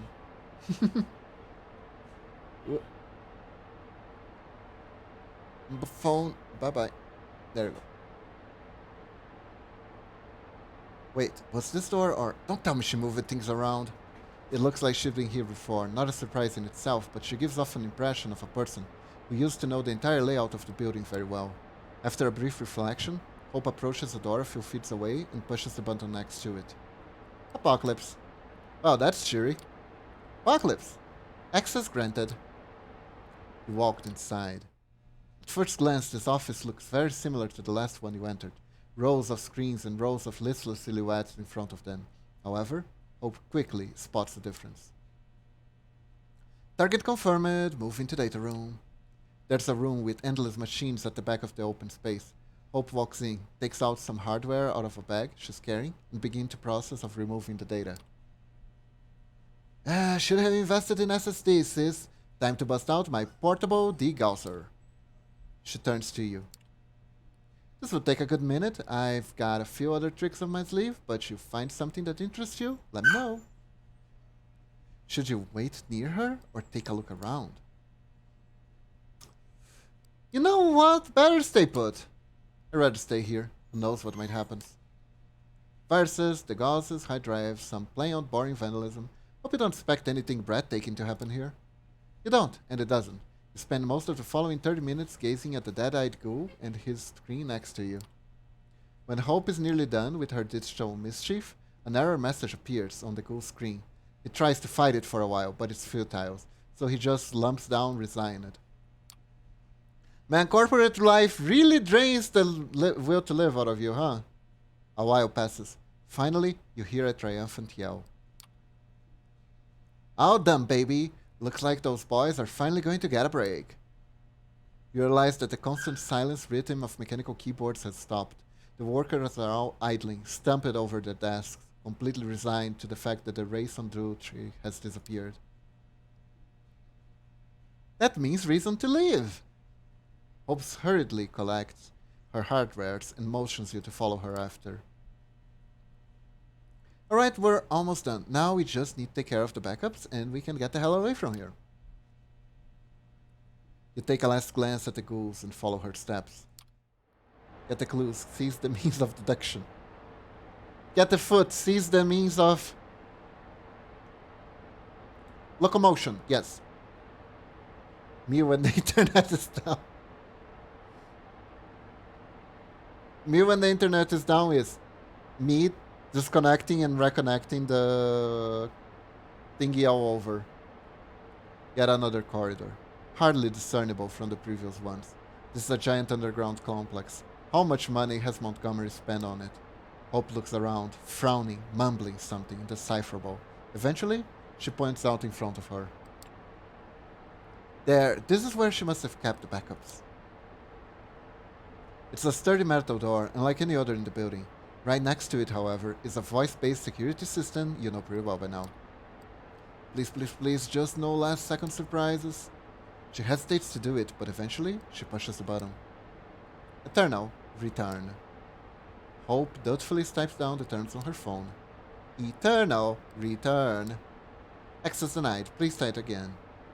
Hope hisses under her breath. This time you push the button. Double spiral. Tap tap tap. Double spiral. You feel as if like time has frozen. For whatever reason, it takes longer than usual for the speaker to deliver the verdict. Access granted. Burn the pamphlet. Seize the means of induction.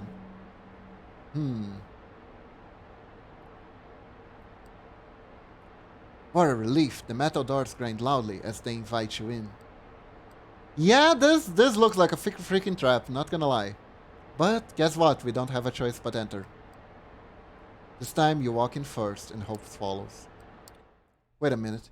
You recognize this place. Shouldn't be here, but there's no two ways about it. This is Hope's Haven. Same bed, same decorations, same ambience. It is all a lot more dusty, but... The backups are in the back, I'll just get them. She seems a little sheepish as she approaches the double spiral device and packs her own hardware. Take care of them. You take in your new surroundings. This was Star Wars in here. Right.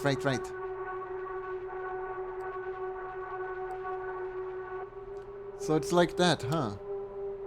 Understand everything now. Hope sighs. Doesn't take a genius to figure out by now.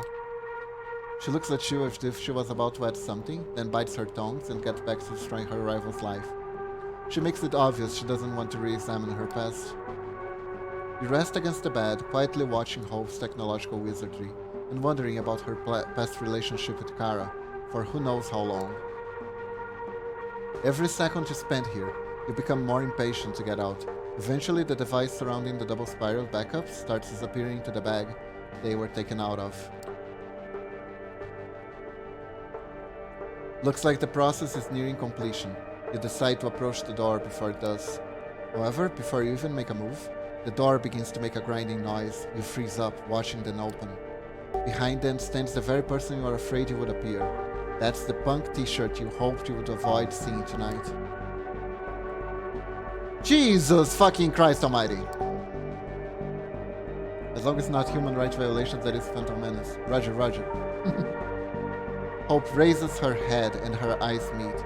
Both of their faces momentarily turn to stone. Oh no. Oh, it's the most dreaded vampire overlord cocky block. Good one, Felf. Good one. How are you doing? Oh. You could pick out any emotions from their stares, and you'd probably be right. An unbearable tension fills the room, as nobody wants to make the first move. Eventually, it is Hope who decides to break the stalemate by loudly pressing the enter button on her laptop and immediately dropping it into her bag. You doubt it's anything more than a provocation, but the Malkavian letting her opponent know she has won. But it works. The noise makes Montgomery snap out of her stupor. You psycho! You fucking demented vindictive psycho!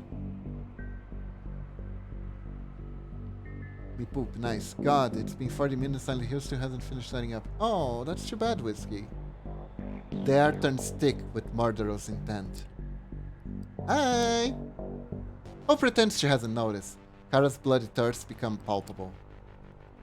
You're supposed to be the other side of the city right now at the meeting. I am notified about every failed voice authentication attempt. I got back here, expecting to find some idiots still trying to make their way through the front. She looks around. But I never expected. Just how? Hope reluctantly types something down on her phone. I'm the CEO of Double Spiral, and I endorse wrecking my shit. Kara grimaces at the sound of her own voice and quickly connects the dots. You fucking gremlin. She's calling her a gremlin. How did you even get your hands on that kind of tech? Even I. Company secret. Hope's provoking her. No two ways about it. Kara knows it, so she's still trying to keep it cool. I built this paradise for you. For us. Look at this bed that we shared together and did all kinds of kinky shit. Together.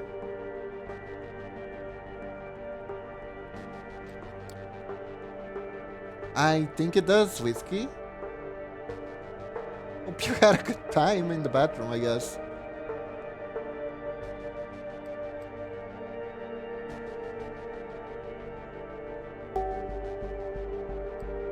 Whiskey tears apart my ball. I see.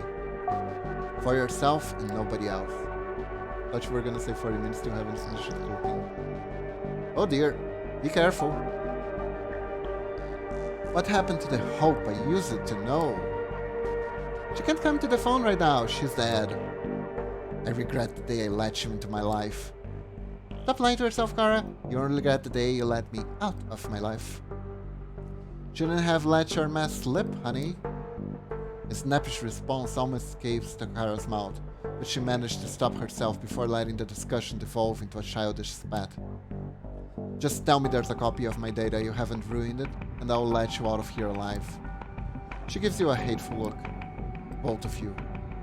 Hope tilts her head and flashes an evil ear-to-ear grin. Not a single bit of data remains. More than a decade of your work down the drain. Welcome to the worst night of your life since your .com crash, Miss Montgomery.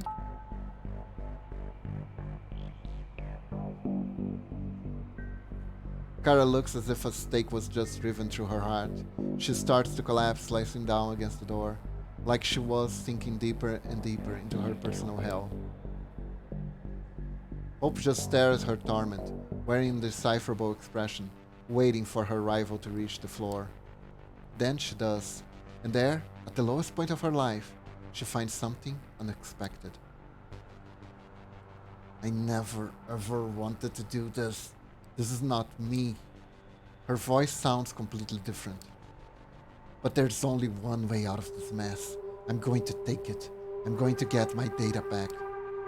Hope looks confused for a second. Then, an understanding dawns on her. Come on, Kara, you wouldn't dare. You started this game, now accept your loss. The game isn't over until all players are out of moves, honey. Bearing your fangs now?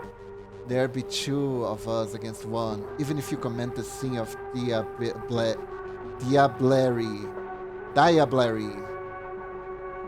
Diabetes? The last time something like this happened to me, I was ready to die.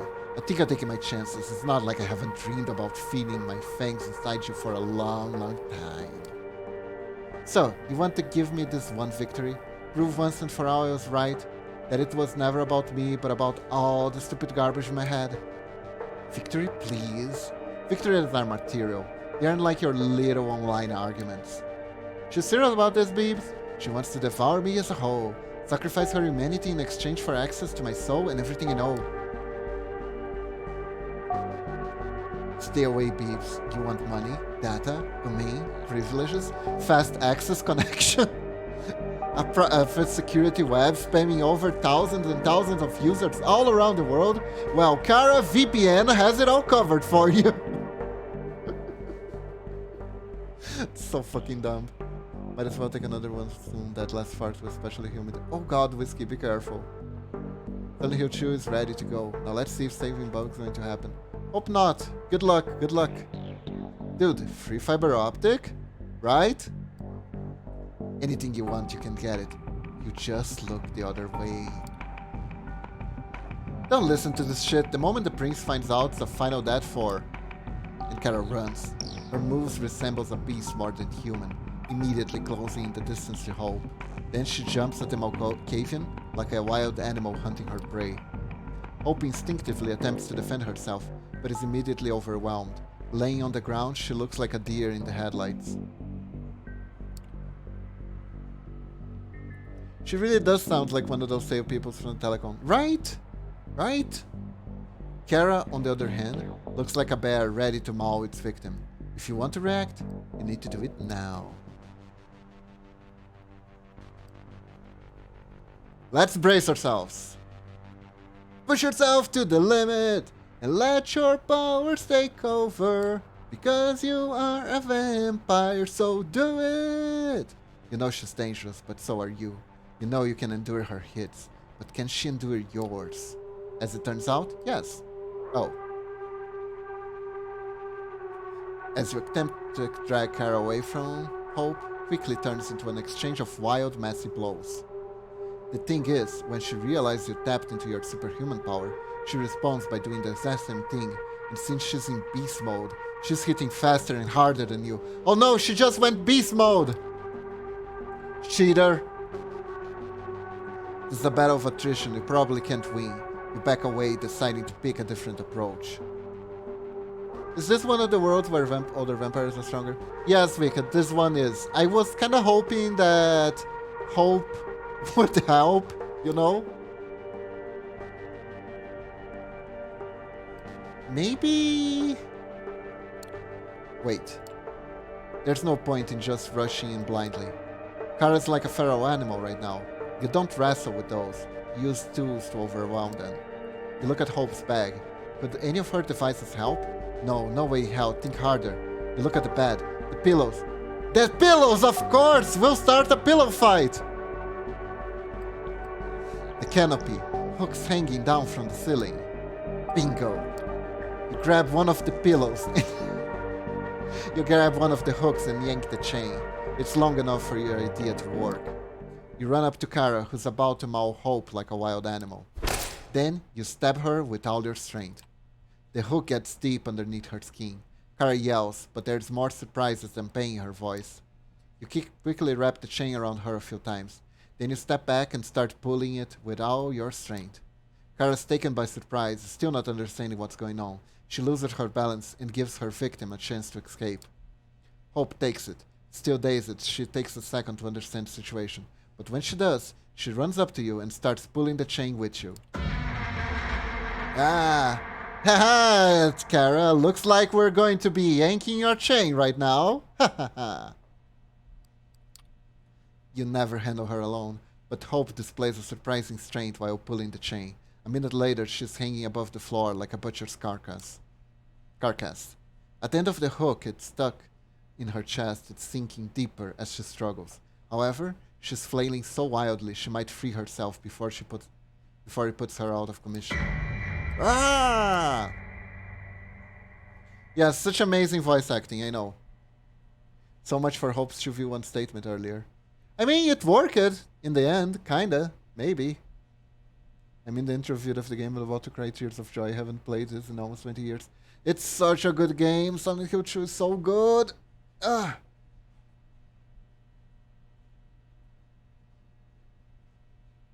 Silent Hill 2 is kind of like Final Fantasy VII, as in it changed the direction of the series completely.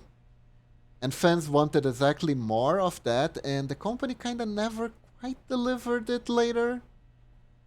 I mean, Final Fantasy XIV is really good, and so I like 10. I like 10. I like 10. I like 9. But I don't know. I think fans being really disappointed with a lot of Final Fantasy stuff when it came out. And that it was lightning in a bottle. Yeah, pretty much. And also the big sword guy being very popular. 9 is my favorite. 9 is really good. I really like 9 too. I like Zidane, even though his name is the exact same name as a Brazilian soccer player, and I can't get that fucking thought out of my head, you know? There was a famous soccer player that was also named Zidane. But yeah, it's a pretty good game. You use one hand to desperately search for something that can help you under the beds, belts, handcuffs, a whip, a magic wand, of course.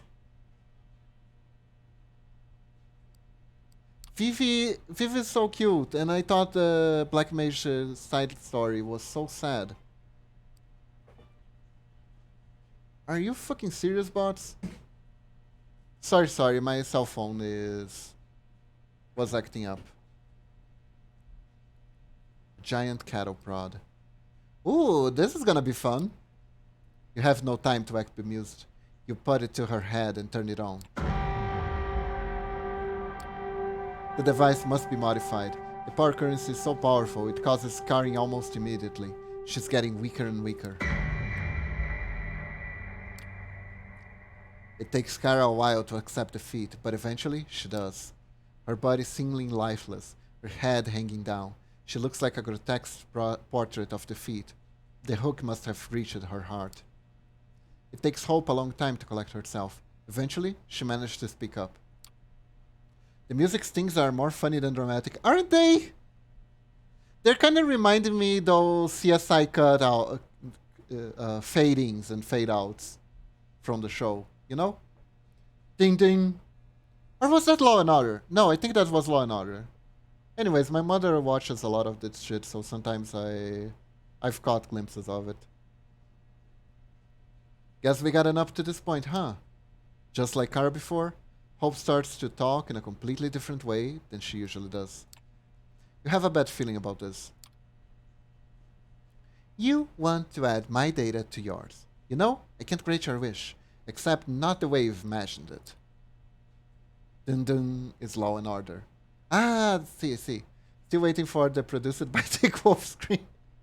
Wait, let's not, Norex, let's not go there. Let's not go there. Beth already drew me sexily. No need to give any other ideas for anyone, okay? God, that bad drawing is... Well, it's badass, what can I say?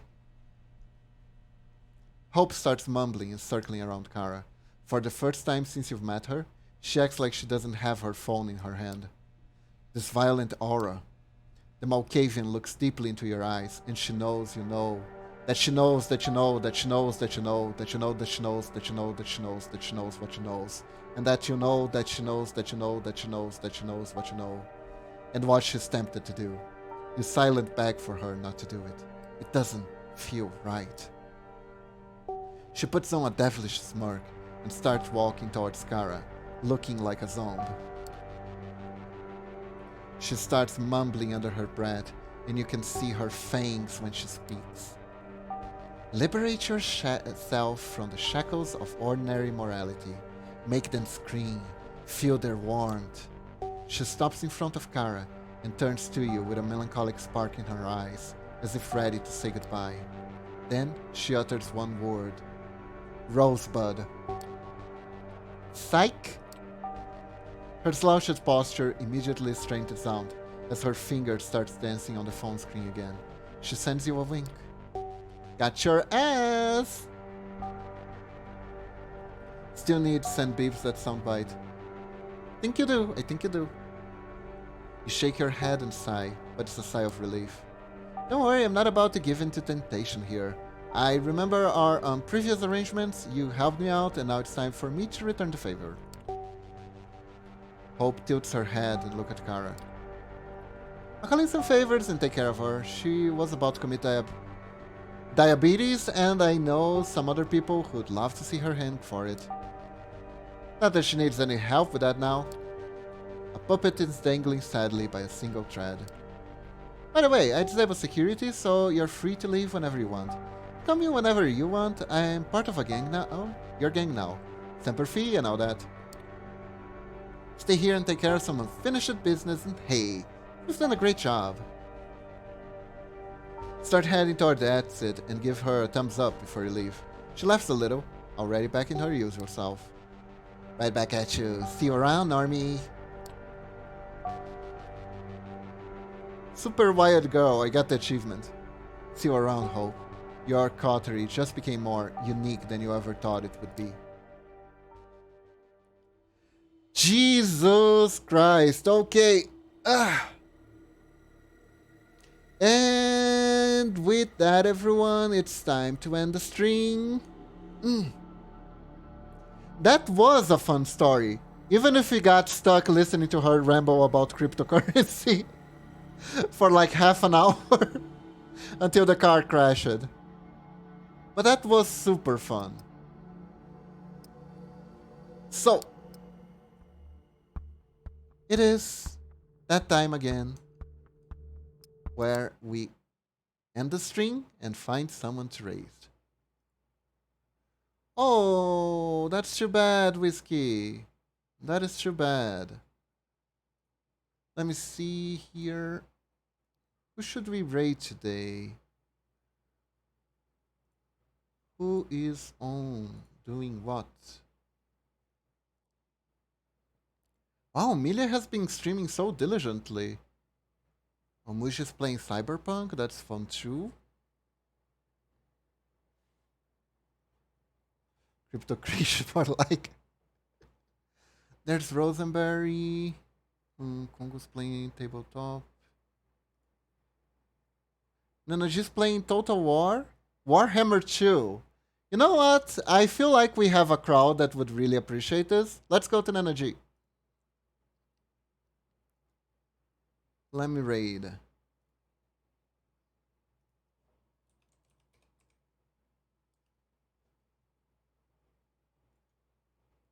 Okay, everyone. I hope you have an awesome day or night. And keep awesome, okay? Bye bye, everyone. Have a good one. Later.